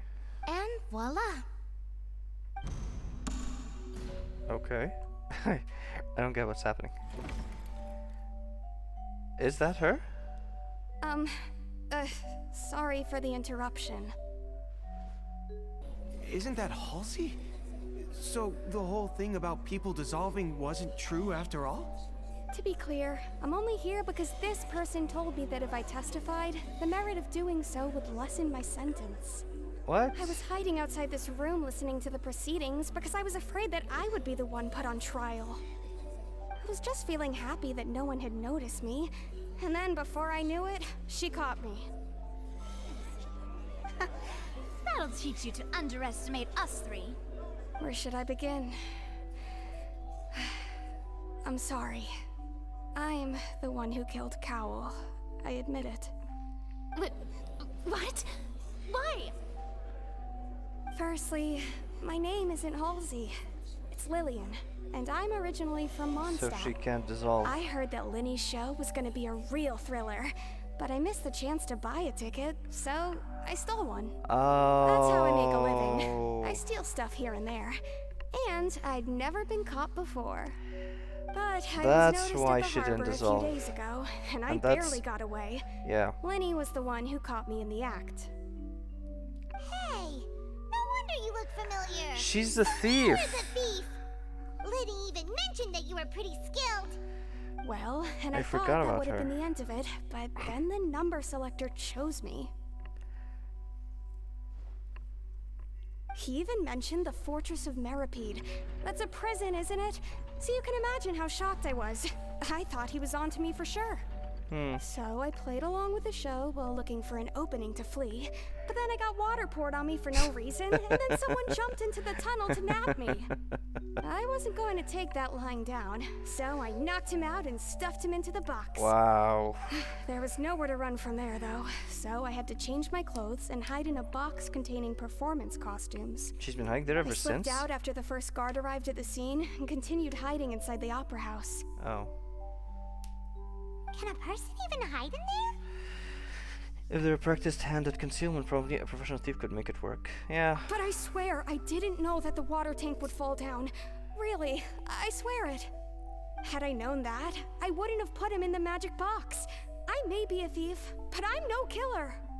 Well, that makes everything pretty clear now, doesn't it? Yeah, now it's time to refute the Hydro Archon's previous reasoning. This time, we need to tell the entire Oh my story God. from Lily Ann's perspective. Come on, man. Afterwards, he used the ventilation shaft. Yeah, we already know this for a fact. Cow plant, okay. This changed. So during this magic performance to choose a lucky number of the audience, however, the guards have found that it will generate the exact number no matter what, clearly. I mean, do we start with this?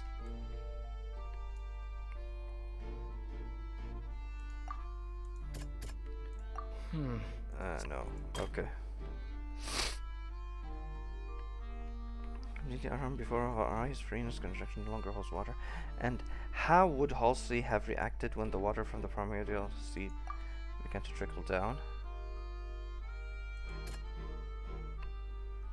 Audible thump.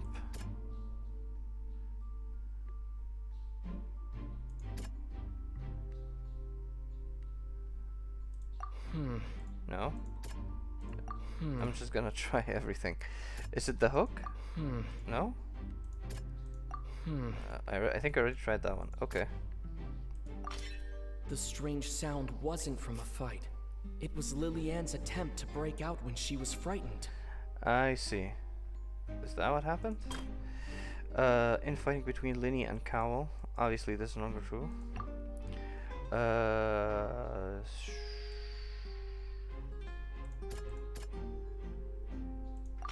Yeah. The flower vase was not broken to cover anything up, but it was smashed during the struggle between Lily Ann and Cowell. Yep. Linny knocked out Cowell. It's, what's her name?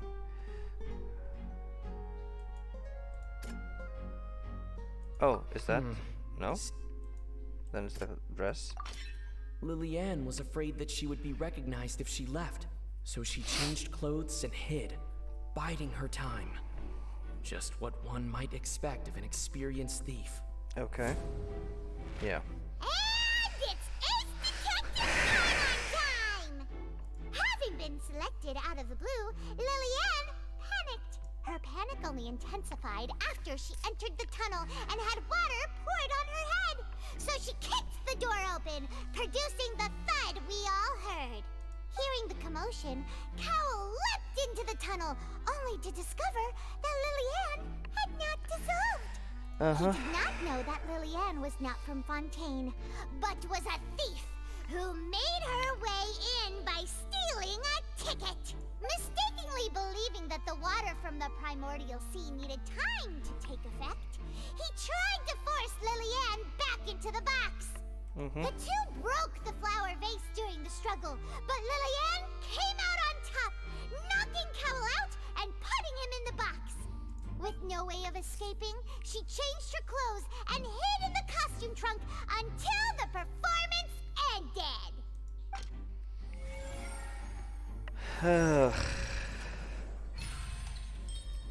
She knew that she would have to go through guard inspection if she tried to leave afterward. So, she has been trapped in the opera house these last 2 days. She had already become desperately hungry by the time we were chatting over macarons. So, she swiped 2 of them right under our noses. Seriously? Talk about a sneaky thief. Wow. At this point, all the events that happened in the tunnel have now come to light. Now then, Lady Farina, do you wish to speak against the defense's statements? Just shut up. Just shut up. Please answer the question, Lady Farina. Also, if I may add, the trial has not yet ended.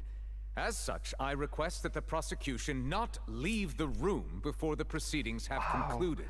Wow, you suck. What? Are you reading my mind now? Stop pointing. No, I have no further arguments. I admit defeat. But really, could you at least have left me with some dignity? Wow. Look at that. She's like a deflated balloon now.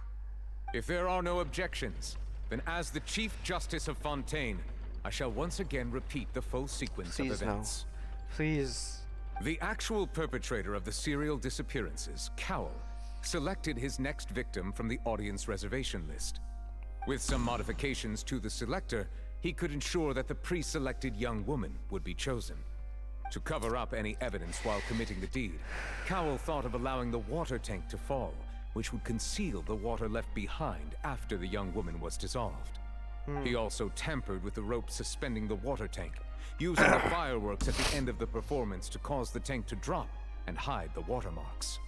He poured the water from the primordial sea into a balloon during the preparation of the magic box and stuck it to the box's lid. Finally, he passed the prepared hook on a rope through the gap in the magic box's door when bringing the young woman to said box. When the magic trick officially began, the box containing the woman was lowered into the tunnel, tightening the hook rope and bursting the balloon containing the water. If all had gone to plan, the young woman would be dissolved at this time. However, Lillian was not from Fontaine, and thus fled the box with a loud noise. Realizing that there was trouble, Cowell entered the tunnel and met Lillian. Thinking that the waters had not yet taken effect, he decided to proceed. However, his opponent was more capable than he thought, and he was overcome, knocked unconscious, and placed into the magic box, and thus became his own final victim. Lillian, according to her own statements, then changed clothes and hid until the performance ended, before hiding in other parts of the opera house. As for Linny, he was in the underground structures within the opera house, and was thus ignorant of these happenings. From this reconstruction of events, we can conclude that Linny, the accused, is in fact innocent. While there is much in Linny and Lillian's conduct that should still be investigated separately, this case at least can be handed over to the Oratrice to make the final decision.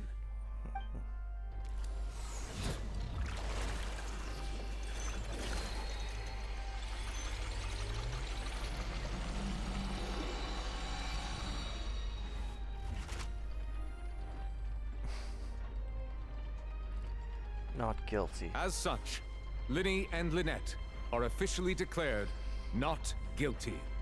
I don't care. Great work, partners. Thank you all. Thank you so much. Next, I think we deserve an explanation, Guard Vaughn. How did you find the water from the primordial sea in Linny's baggage?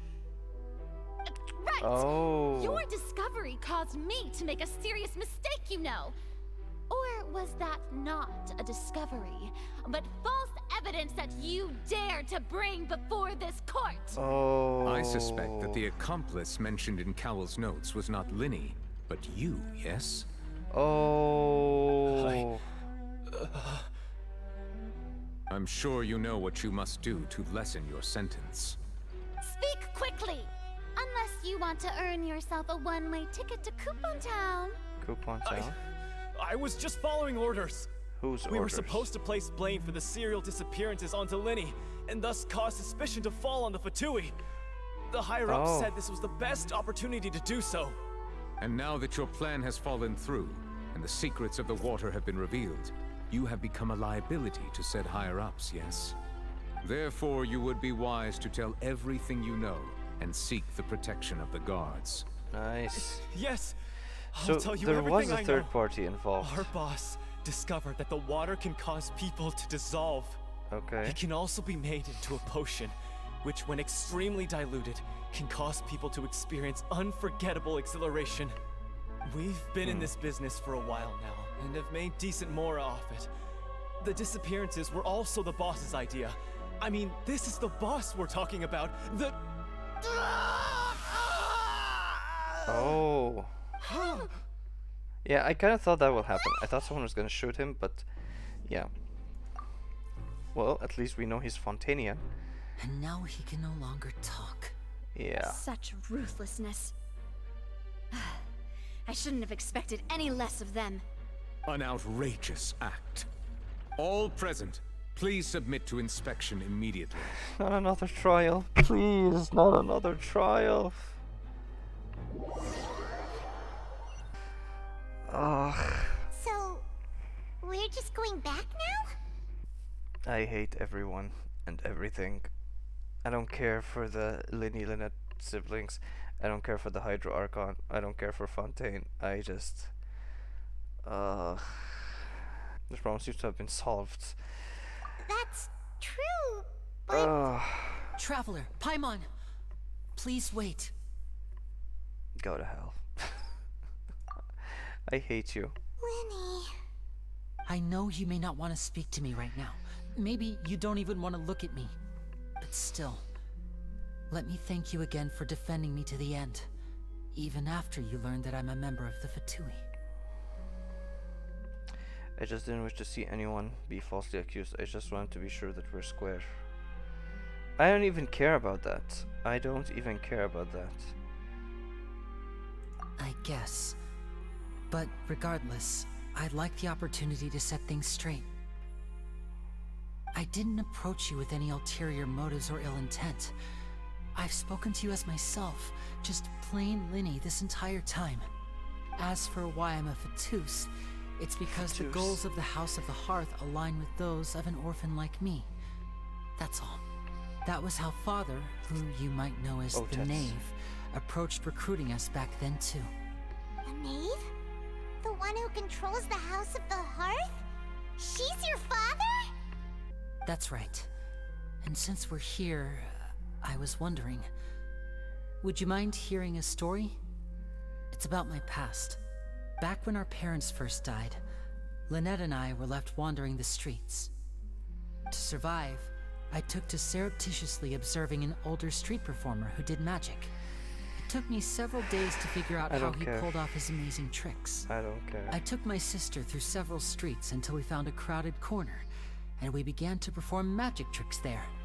To my surprise, we proved to be pretty popular, and we could at least stop worrying about where our next meal would come from for a time. But I didn't want my sister to remain a street rat together with me forever. Before long, an aristocrat came to me and claimed that he wished to take us in after watching my performances. So you went from orphans to nobility just like that? That was how we felt at first too. As if fate was on our side and we could say goodbye to those painful days. But I gradually discovered that while we were called foster children, he was really after my talent for magic tricks. He would constantly take me to all sorts of banquets to garner attention, which he would then use to expand his social circles. That doesn't seem too bad either. Better than roaming the streets at any rate. It took a while for me to realize just how dark his heart really was. After one particular performance at a banquet, I discovered that Lynette was not on the same return vehicle as me. Yeah, I kinda saw that coming. I waited a long time after we returned home, but she did not come back. I went to that noble's bedroom and asked him about her whereabouts. The answer he gave me was, she caught the eye of the most eminent person at the banquet, so I sent her over as a gift. I mean, you'll be able to perform your magic regardless of who your assistant is, yes? Did you kill him? No. So he was gonna... Yeah. But wouldn't Fontaine's laws deal with such people? As far as outsiders are concerned, this is a relationship akin to adoption or foster care, and they have their ways of escaping the eye of the law. I managed to ferret out the location of the mansion of that so-called eminent person and hurried through the night. But by the time I leaped over the walls, avoided the guards, and made my way in, All I saw was the moonlit ground covered in blood, and the knave standing there in the darkness. Right. So, she'd already taken care of that guy. That's right. She had rescued my sister before she could come to any harm, and had even discovered several girls hidden in a basement, all of them orphans. Father, I mean, the knave, might have seen something in me, and so she made me an offer. The House of the Hearth welcomes you, for your interests align with ours. What Here, interests? none will ever betray you. Indeed, betrayal shall never be permitted here. I was hesitant to trust her. I mean, I had just been betrayed by nobles. But she was also quick to destroy the noble who had taken us in at first, giving us back our freedom. Oh, so that's how the two of you joined the House of the Hearth. The knave is after the Gnosis, isn't she? She has her own plans. Come on, dude. She has gained permission from the Sarita to first use the Gnosis' power when she obtains it. She plans to use it to find a way to break the prophecy and save Fontaine. So, she believes in that prophecy too? That's right. The whole House of the Hearth is currently working to combat that crisis. Today's case has also proven that people from Fontaine can indeed dissolve into some sort of water, thus further supporting the prophecy. All of us house members here, Lady Arlecchino herself included, are from Fontaine. We won't give up on defending our homeland. To us orphans, the only connection we have left to this world, apart from our family, is our homeland. So, from small deeds like distributing magic pockets to huge schemes like stealing a Gnosis, everything is aimed at dealing with that prophecy. I still can't It's completely all trust right. you. I understand. The only thing I can do is relate all this to you. I just hope you can understand that even as a member of the House, I have never stopped making my own decisions, and that I believe what I'm doing is right. If you should need anything at all in the future, feel free to find me. I will do my best to help you, as plain Linny. Goodbye. Bye, Linny. Don't feel sorry for him.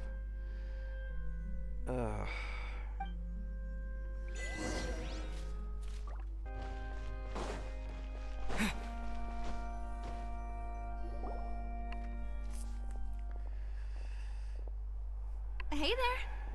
What was with the disappearing act you pulled right as the trial ended? Were you looking for us, Navia? Well, this whole thing isn't exactly over, is it? I do feel that we're getting closer to solving the serial disappearances case, though. Don't you think so, too? I'm sorry, Navia. What's wrong, my dear partner? Okay, second. Besides, are you sure we're the ones who can crack a case that's been cold for decades now? And given that there's new evidence from the trial, there should be a trail of breadcrumbs for the Hydro Archon's people to follow now, right? Ah.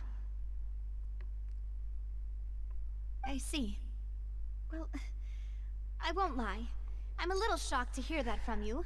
I'm not of this I world. suppose you are just travelers who have only arrived in Fontaine after all. Yep. Sorry. I might have been too presumptuous. Don't say that, Navia. Ah, and we Where's were the having so delay? much fun investigating with you, too. It was like having new waters flowing into a stagnant mire, causing new hope to spring forth, and the reflection in the murk to become clearer. Well, sorry about that. I'm a bit prone to nostalgia. Nostalgic for the thing that Reminds happened me. like a few hours ago. Wait, shall we have a farewell meal? You know, to commemorate our time as partners? Huh? Do we really need to get that formal? Well, guess you really did treat us as partners, huh? Well, I'd just like to have a proper ending to every important memory.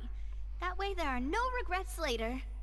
Anyway, it would just be a meal, so it shouldn't take up too much of your time. Let's go have that You meal. don't have to twist Paimon's arm. If Boss Navia's treating, count Paimon in. Oh, wonderful. In that case, why don't we return to the court of Fontaine and head to the Hotel de Boer? I believe we'll make it just in time for dinner. All right then, let's have our farewell meal.